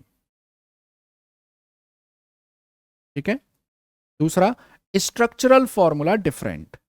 अब स्ट्रक्चरल फॉर्मूला डिफरेंट किस वजह से हुआ है, उस वजह से ही उस आइसोमेरिज्म का नाम हो जाएगा। जैसे मैं बताता हूं आपको, देखिए C.1.1 में लिखता हूं चेन आइसोमेरिज्म, चेन आइसोमेरिज्म। तो किसी भी प्रकार की आइसोमेरिज्म में पहली कंडीशन तो मॉलिक्यूलर फॉर्मूला सेम होना चाहिए। अब स्ट्रक्चरल फॉर्मूला जो डिफरेंट होगा वो किस वजह से होगा, वो डिफरेंट पेरेंट कार्बन चेन की वजह से होगा। देखिए मैंने एक एग्जांपल लिखा CH3 CH2 CH2 और ये लिखा मैंने CH2Cl। देखिए अगर मैं, अच्छा देखिए आप क्या करेंगे, आइसोमेरिज्म आपको अगर क्वेश्चंस कर रहे हैं तो जो मैं आपको टिप्स दे रहा हूं वो ध्यान से सुनिए। आप सबसे पहले इस कंपाउंड का मॉलिक्यूलर फॉर्मूला लिखेंगे, मॉलिकुलर फॉर्मूला में कितने कार्बन एटम है? C4। कितने हाइड्रोजन एटम है? 3 2 5 2 7 2 9 और एक क्लोरीन एटम। ये है इसका मॉलिकुलर फॉर्मूला। ठीक है, अब इसका IUPAC नेम भी लिख दो। क्या आ रहा है? 1 क्लोरो ब्यूटेन। 1 क्लोरो ब्यूटेन ये आ रहा है। अच्छा, अब हमने क्या किया, इस एक और कंपाउंड बना दिया, CH3 CH CH3, यहां पर CH2Cl। इसका मॉलिकुलर फॉर्मूला भी यही बन रहा है, देखो C4H9Cl। लेकिन अब इसका IUPAC नेम देखना जरा आप, क्योंकि यहां पेरेंट कार्बन चेन तो ये वाली बन जाएगी। अब इसका नाम क्या आएगा? 1 chloro 2 methyl 1 chloro 2 methyl propane. 1 chloro 2 methyl propane. अब आप चीज देखिए, पेरेंट कार्बन चेन क्या बनी है? 3 कार्बन एटम की। यहां कितने की है? 4 कार्बन एटम की। तो ऑब्वियसली ये क्या हो गई? चेन आइसोमेरिज्म हो गई। तो सबसे पहले आपको क्या करना है? मॉलिकुलर फॉर्मूला देखना है, दोनों का मॉलिकुलर फॉर्मूला सेम है। Then come to the IUPAC name. अब IUPAC नेम डिफरेंट आ रहे हैं, किस वजह से डिफरेंट आ रहे हैं? पेरेंट कार्बन चेन डिफरेंट है उस वजह से। ठीक, तो ये होगा चेन आइसोमेरिज्म। नेक्स्ट देखिए, हम आते हैं C.1.2। Now position isomerism. देखिए जरा, पोजीशन आइसोमेरिज्म बड़ा सिंपल सा है। मैंने लिखा देखो CH3CH और एक दूसरा लिख दिया CH2Cl और ये भी CH2Cl। सबसे पहला काम क्या है? सबसे पहला काम है मॉलिकुलर फॉर्मूला चेक करिए। तो C2H5Cl2, यहां भी देखें C2H4 है, ये C2H4 C2H4Cl2 और ये भी है C2H4Cl2। IUPAC नेम लिखें। इसका IUPAC नेम आएगा 1,1 डाइक्लोरोईथेन। 1,1 डाइक्लोरोईथेन। और इसका क्या आएगा? 1,2 डाइक्लोरो और इथेन। अब आप देख सकते हैं यहां पर पोजीशन आ रही है 1 2 और यहां पर पोजीशन आ रही है 1 1। तो दीज आर पोजीशन आइसोमर्स। ऐसे ही मैं आपको एक और इंपोर्टेंट पॉइंट बताता हूं, C.1.3 about functional isomerism. Functional isomerism. अब एक चीज समझिए आप, फंक्शनल आइसोमेरिज्म की डेफिनेशन क्या होती है? Same molecular formula but different structural formula due to different arrangement of atoms in functional group. अगर किसी फंक्शनल ग्रुप में एक से ज्यादा एटम है तभी उसमें अरेंजमेंट ऑफ एटम डिफरेंट हो सकता है। अब हेलोजन में तो एक ही एटम आएगा, या तो फ्लोरीन, क्लोरीन, ब्रोमीन या आयोडीन। तो functional isomerism actually haloalkene show ही नहीं करते। एक एग्जांपल से समझते हैं। मैंने लिखा CH3 CH2 CH2F और यहां लिख दिया मैंने CH3 CH Cl और ये CS। तो आपको देख के ये लग रहा होगा कि यहाँ फर्स्ट पोजीशन पे फ्लोरीन है या सेकंड पोजीशन पे क्लोरीन है, तो they are position isomer. But रुकिए, आपको स्टेप्स फॉलो करने हैं, यही गलती करेंगे बच्चे। आइसोमेरिज्म के क्वेश्चंस गलत तभी होंगे जब आप स्टेप फॉलो नहीं करोगे। सबसे पहला काम क्या है? उसका मॉलिकुलर फॉर्मूला लिखिए। इसका मॉलिकुलर फॉर्मूला क्या है? देखिए जरा, T3, देखिए T3H7F। इसका मॉलिकुलर फॉर्मूला क्या है? T3H7 और Cl। अब देखिए इनके मॉलिकुलर फॉर्मूला ही सेम नहीं है। मॉलिकुलर फॉर्मूला सेम नहीं है तो they will not show functional isomerism. याद रखिएगा, halo alkane never show functional isomerism. अब आ जाते हैं हम लोग दूसरा जो आइसोमेरिज्म है, stereo isomerism. Stereo isomerism. Stereo का मतलब होता है बच्चों 3D। 3D आइसोमेरिज्म भी हम इसको बोलते हैं। अब मैं 3D आइसोमेरिज्म को आपको बताऊं उससे पहले कुछ बेसिक चीजें आपको क्लियर कर देता हूं। देखिए, जैसे आपके पास ये है एक मिरर और यहां पर मैंने लिखा P। अगर आप इसकी इमेज यहां देखोगे तो ये इमेज कुछ ऐसे आएगी। इसका मतलब P की ये मिरर इमेज है। क्या इस P को उठाकर आप इसके ऊपर सुपर इंपोज कर सकते हो? नहीं। तो केवल वही कंपाउंड स्टीरियो आइसोमेरिज्म, वही कंपाउंड ऑप्टिकल आइसोमेरिज्म शो करेंगे। मैं ऑप्टिकल आइसोमेरिज्म की बात कर रहा हूं। स्टीरियो आइसोमेरिज्म में भी कौन सी isomerism? Optical. Optical isomerism means related to light, related to light. तो वही कंपाउंड शो करेंगे जो एक दूसरे की मिरर इमेज हो और एक दूसरे के ऊपर सुपर इम्पोज ना होते हो। अच्छा, ऐसे ऑब्जेक्ट्स को हम कहते हैं किरल ऑब्जेक्ट। किरल ऑब्जेक्ट। अब समझिए आप, मैं आपको एक छोटा सा एग्जांपल देता हूं यहाँ। हम लोग ऑप्टिकल आइसोमेरिज्म एक्चुअली में प्रैक्टिकली कैसे डिमॉन्स्ट्रेट करते हैं, प्रैक्टिकली। तब आपको मैं आपको थ्योरेटिकल समझाऊंगा इसे। देखिए, हमारे पास ये है वाइट लाइट। देखिए, व्हाइट लाइट का मतलब है the collection of all colours of light. ये व्हाइट लाइट है जिसको हम ऑर्डिनरी लाइट भी कहते हैं, व्हाइट लाइट, या इसको कहते हैं ऑर्डिनरी लाइट या पॉलीक्रोमेटिक लाइट। तो इस ऑर्डिनरी लाइट को हम लोग पास करते हैं एक निकोल प्रिज्म से। एक स्पेशली एक प्रिज्म आता है निकोल प्रिज्म, ये निकोल प्रिज्म है। और जब हम इस व्हाइट लाइट को निकोल प्रिज्म से पास करते हैं तो हमें केवल एक डायरेक्शन में मूवमेंट करने वाली लाइट मिलती है, लाइक दिस। मुझे केवल ये वाली लाइट मिलती है। इसको कहते हैं मोनोक्रोमेटिक लाइट, मोनोक्रोमेटिक लाइट, या इसी को हम कहेंगे प्लेन पोलराइज्ड लाइट। इसी को क्या कहेंगे हम? Plane polarized light. देखिएगा, इसी को मैं क्या कहूंगा? Plane polarized light. इसको शॉर्ट में पीपीएल बोला जाता है। This is plane polarized light. जैसे हम क्या बोलते हैं? जैसे हम पीपीएल बोलते हैं। तो मेरे को केवल एक डायरेक्शन में डिफ्लेक्शन शो करने वाली लाइट मिल गई। अब हम क्या करते हैं, इस एक डायरेक्शन में डिफ्लेक्शन करने वाली लाइट को अपने सॉल्यूशन में से होकर पास करते हैं। जो भी सॉल्यूशन जिसकी हमें ऑप्टिकल एक्टिविटी पता लगानी है, मान लीजिए वो सॉल्यूशन ये है जिसकी मुझे ऑप्टिकल एक्टिविटी पता लगानी है, ठीक है। और इस सॉल्यूशन में से पास होने के बाद हमारे पास दो ऑप्शंस हैं कि ये जो मोनोक्रोमेटिक लाइट है वो क्या करेगी। ऐसा हो सकता है कि ये जो मोनोक्रोमेटिक लाइट है इसमें कोई डिफ्लेक्शन ही ना हो, नो डिफ्लेक्शन, नो डिफ्लेक्शन। इसका मतलब ये जो सॉल्यूशन है, ये जो कंपाउंड एक्स है, that is optically inactive, optically inactive. और ध्यान से देखिए, प्रैक्टिकली डेमोन्स्ट्रेशन बता रहा हूं, फिर हम थ्योरी पे आएंगे। हमें तो भाई प्रैक्टिकल तो करना नहीं है एग्जाम में, हमें क्या करना है? सिंपल अपना थ्योरेटिकली क्वेश्चन सॉल्व करने हैं। तो यहां मैं इस प्लेन पोलराइज लाइट को एक कंपाउंड एक्स के सॉल्यूशन में से पास कर रहा हूं, और अगर इसमें कोई डिफ्लेक्शन नहीं हो रहा है, that mean this compound is optically inactive. और अगर डिफ्लेक्शन हो रहा है, अब देखिए, अब डिफ्लेक्शन हो रहा है तो मेरे पास दो चांस हैं कि ये डिफ्लेक्शन, देखना ध्यान से, ये डिफ्लेक्शन हो सकता है क्लॉकवाइज हो गया हो कुछ ऐसे। ये जो प्लेन पोलराइज लाइट ही वो क्लॉकवाइज घूम गई तो हम इसको कहेंगे कि ऑप्टिकली एक्टिव है। ये ऑप्टिकली तो एक्टिव है, और ऑप्टिकली एक्टिव है और लाइट को क्लॉकवाइज रोटेट करा रहा है, तो हम इसको बोलते हैं दिस इज डी आइसोमर। और ऐसा भी पॉसिबल है कि वो एंटी क्लॉकवाइज करा दे। देखिए, एंटी क्लॉकवाइज ऐसे करा दे, ये एंटी क्लॉकवाइज, तो हम इसको क्या कहेंगे? L isomer.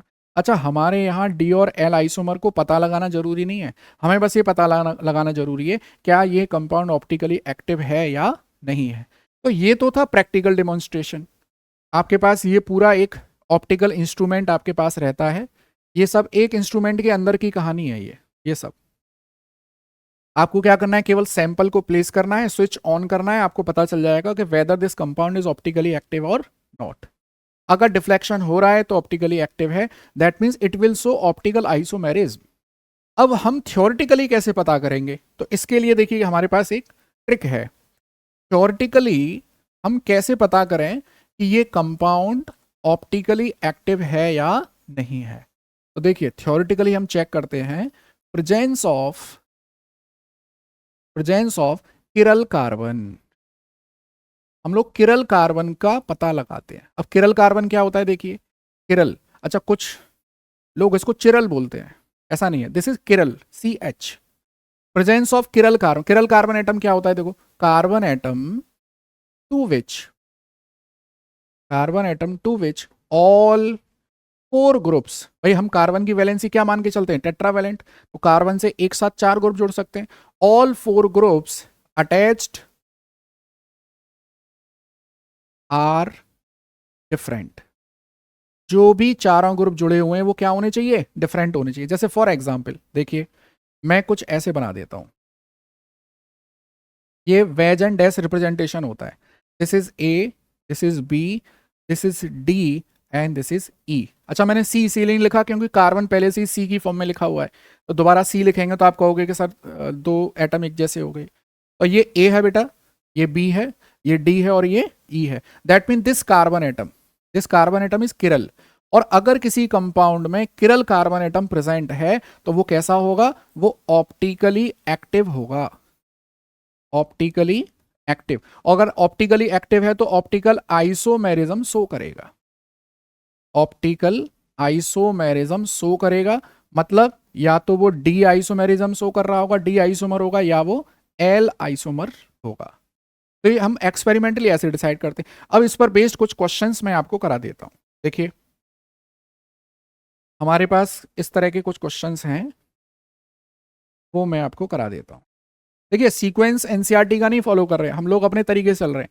फर्स्ट हेडिंग पढ़ेंगे जनरल इंट्रोडक्शन, सेकंड पढ़ेंगे जनरल मेथड्स ऑफ प्रिपरेशन, तीसरा पढ़ेंगे फिजिकल प्रॉपर्टीज और फोर्थ पढ़ेंगे केमिकल प्रॉपर्टीज। इस तरह से पूरी ऑर्गेनिक केमिस्ट्री ऐसे ही पढ़ते हैं हम लोग। चलिए मैं आपको एक क्वेश्चन कराता हूं, किरल कार्बन पर क्वेश्चन कैसे आएंगे देखिए। देखो ये देखिए,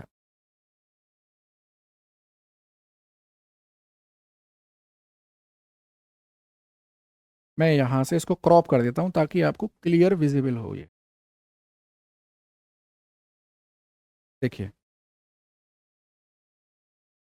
ये क्वेश्चन देखिए आप, identify chiral and achiral molecule. Question क्या दे रखा है आपको, ये दे रखे हैं, देखिए मैं यहां बना देता हूं आपके लिए, H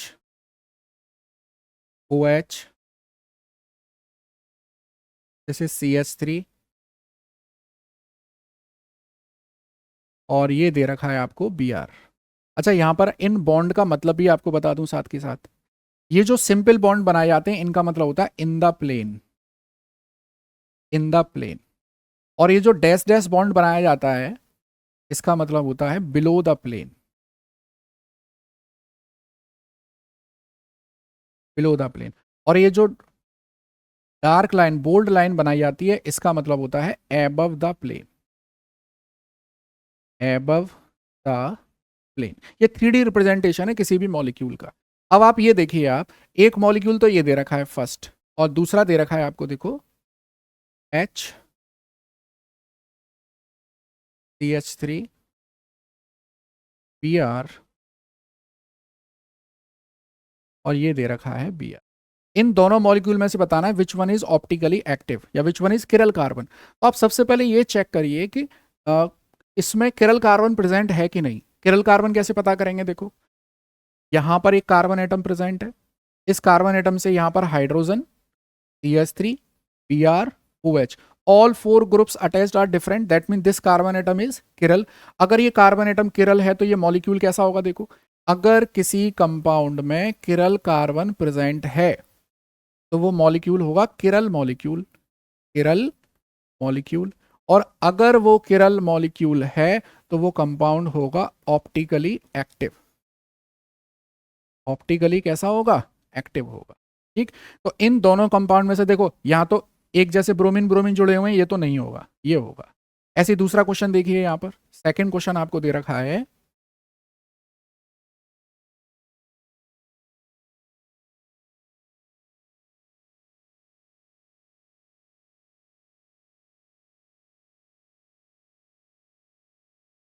और देखो आपको एक चीज और बता देता हूं, ऑर्गेनिक केमिस्ट्री के पढ़ना चाहते हैं तो वन शॉट के चक्कर में बिल्कुल मत पढ़िएगा। बहुत सारे, मतलब क्या बोले उनको, चीटर, सोशल मीडिया पे, यूट्यूब पे चलते हैं, जो ऑर्गेनिक केमिस्ट्री को वन शॉट, गन शॉट, पता नहीं किस किस में कराएंगे। भैया ऑर्गेनिक केमिस्ट्री नहीं होती है ऐसे, ऑर्गेनिक केमिस्ट्री होती है सीक्वेंस में पढ़ने से। वन शॉट में आपको कुछ नहीं मिलेगा, उसके व्यूज़ बढ़ेंगे, नहीं हो, आपको कुछ नहीं मिलने वाला है। देखिए, तो यहाँ पर ये जो कार्बन एटम है, देखिए, अच्छा हम लोग कैसे माने किस कार्बन एटम को सेलेक्ट करें? जो कार्बन एटम ज़्यादा फैशनेबल लग रहा हो। तो यहाँ पे ये वाला कार्बन एटम देखो, यहाँ पर एक ये अलग अलग तरह के बॉन्ड बन रहे हैं। तो देखो, एक OH है, H है, CH3, और यहाँ पर ये पूरा डिफरेंट ग्रुप है। तो ये this carbon atom is chiral carbon atom. अच्छा, वहीं अगर मैं इस सेकंड वाले कंपाउंड को देखूँ, यहाँ इसको देखूँ, तो यहाँ आप देख पा रहे होंगे कि यहाँ पे, यहाँ बना देता हूँ मैं, क्या कर दूँ, देखिए यहाँ पर कुछ इस तरह की स्ट्रक्चर आ रही है।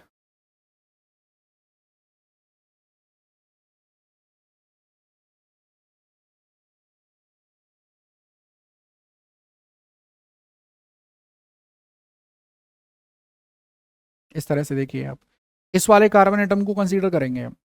एक तरफ आ रहा है हाइड्रोजन OH, अच्छा यहाँ क्या आ रहा है देखना, CH2CH3, और यहाँ भी क्या आ रहा है, CH2CH3। तो ये कार्बन एटम किरल कार्बन नहीं है, और ये किरल कार्बन नहीं है इस कंपाउंड में, तो ये किरल मॉलिक्यूल नहीं होगा, that means it is optically inactive. ठीक, तो इस तरह से हमने ये जनरल इंट्रोडक्शन पूरा किया है।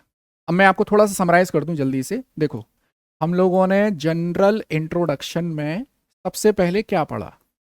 हमने सबसे पहले बेटा, हमने पढ़ा सबसे पहले definition, hello alkane halo Areen की डेफिनेशन।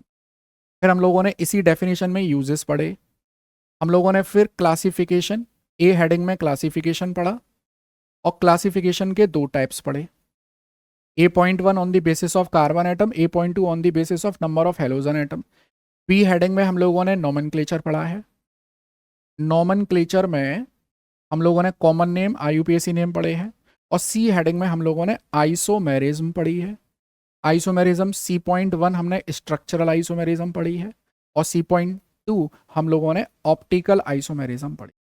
इस तरह से हमने अभी तक केवल जनरल इंट्रोडक्शन पढ़ा है। आप समझिए, आप NCERT का इस टॉपिक से रिलेटेड जो भी क्वेश्चंस थे वो मैंने डिस्कस किए हैं, और जो करंट ईयर क्वेश्चन जो इस साल आ सकते हैं वो भी मैंने 2 क्वेश्चन डिस्कस किए हैं इसके साथ में। हम लोग अगली क्लास में जनरल मेथड्स ऑफ प्रिपरेशन पढ़ने वाले हैं। तो आपका जो काम है, मैं दोबारा से आपको याद दिला दूं, आपको नोट्स बनाने हैं सीक्वेंस में जैसे मैं पढ़ा रहा हूँ, और किसी वन शॉट गन शॉट के चक्कर में नहीं पढ़ना है। डिटेल में पढ़िए। ऑर्गेनिक केमिस्ट्री आपके बोर्ड का सवाल है। आप कहीं भी जाएंगे आपसे पूछा जाएगा 12th में कितने मार्क्स आए, आपके कितने % आए, केमिस्ट्री में कितने मार्क्स आए। ठीक है, तो ध्यान दीजिए, स्टे हेल्दी, स्टे फोकस्ड, और पढ़ते रहिए केमिस्ट्री। Thank you.